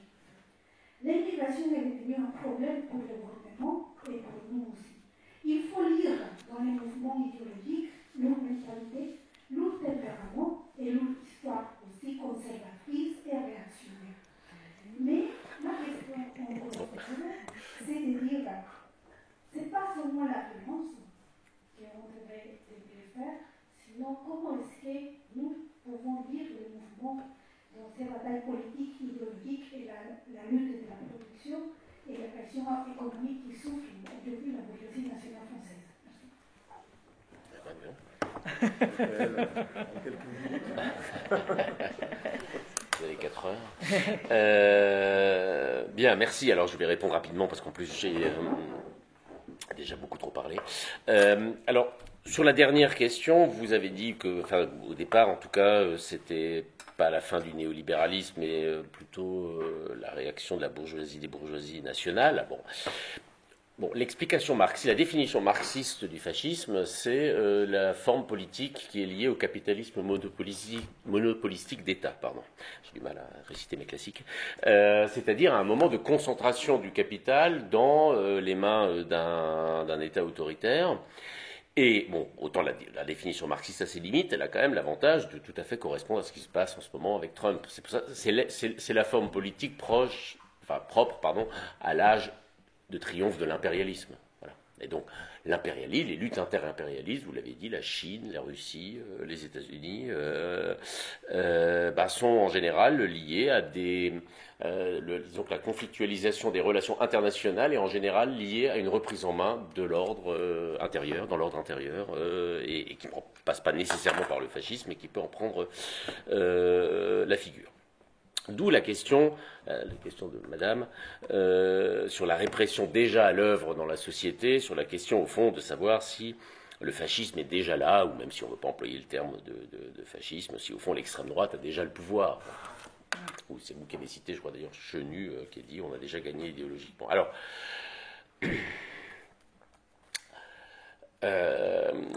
je crains, si je puis dire, que non. Que le fascisme ne soit pas déjà là, parce qu'il y a ce qui est là, c'est déjà quelque chose de l'ordre d'une répression antidémocratique et honteuse. Et ça n'est pas minorer l'injustice dont font l'objet les populations que vous avez indiquées, que de craindre, en un sens, que ce ne soit que des prémices. Voilà. Qu'il y ait des mouvements fascisants, syndicaux, dans la police, etc. Oui, je le pense. Mais je crois qu'il y a un gap que nous n'avons pas encore franchi, qui est celui du pouvoir d'État. Tout dépend au fond de savoir si le pouvoir d'État change structurellement ou pas les choses. Il y a beaucoup d'arguments pour dire qu'au fond, finalement, c'est pas ça qui est absolument décisif, y compris dans la tradition marxiste. D'expérience, quand même, je dirais qu'il faut quand même voir que on a toutes les raisons de se concentrer sur la dénonciation de la répression à l'œuvre aujourd'hui dans toute une série de franges de la société, par l'État, je veux dire. Mais l'expérience historique montre qu'on peut très vite passer à quelque chose de... Et on le voit même aux États-Unis, enfin quelque chose de radicalement différent. On le voit aux États-Unis où il y avait toutes sortes de raisons d'en vouloir à Biden et de manifester contre lui, mais on voit bien que depuis que Trump est là, il y a une sorte aussi de stupeur et d'effondrement de toute forme de résistance. Bon, c'est ça qui est le plus inquiétant pour l'instant quant à ce qu'on voit aux États-Unis. Donc, si se dire qu'il est déjà là, c'est se donner le moyen et d'accroître notre puissance pour le combattre, pourquoi pas, mais il ne faudrait pas que ça arrive. Je ne dis pas du tout que c'est ce que vous avez voulu suggérer, mais il y avait ça déjà dans les années 30, au fond, c'est déjà tellement lamentable, von Papen, que autant passer Hitler, quoi, finalement, c'est pas... Sur les guerres coloniales, oui, vous avez parfaitement raison. C'est très structurant dans l'extrême droite française, ça, le rapport à la colonisation, beaucoup plus finalement que dans d'autres pays. Et tout à fait d'accord avec vous pour dire qu'effectivement, il y a, c'est aussi des guerres perdues et que ne pas se remettre d'avoir perdu la guerre, de ne pas au fond avoir fait le deuil de quelque chose, ça mène en général à une mélancolie de type fascisante, c'est vrai. Et d'ailleurs, puisque j'ai parlé pour rire un peu de leur côté haut, que j'ai aussi très frappé dans la littérature, non seulement dans les discours, mais dans la littérature d'extrême droite, par l'usage inversé du décolonial. C'est-à-dire, au fond, maintenant, c'est la majorité qui se fait coloniser, et donc, au fond, nous sommes là simplement à vouloir, comme une sorte de retournement du stigmate, c'est-à-dire que le colonisateur se vit comme le colonisé pour pouvoir justifier, en un sens, de sa propre domination. Voilà. Merci beaucoup. Merci beaucoup. Merci.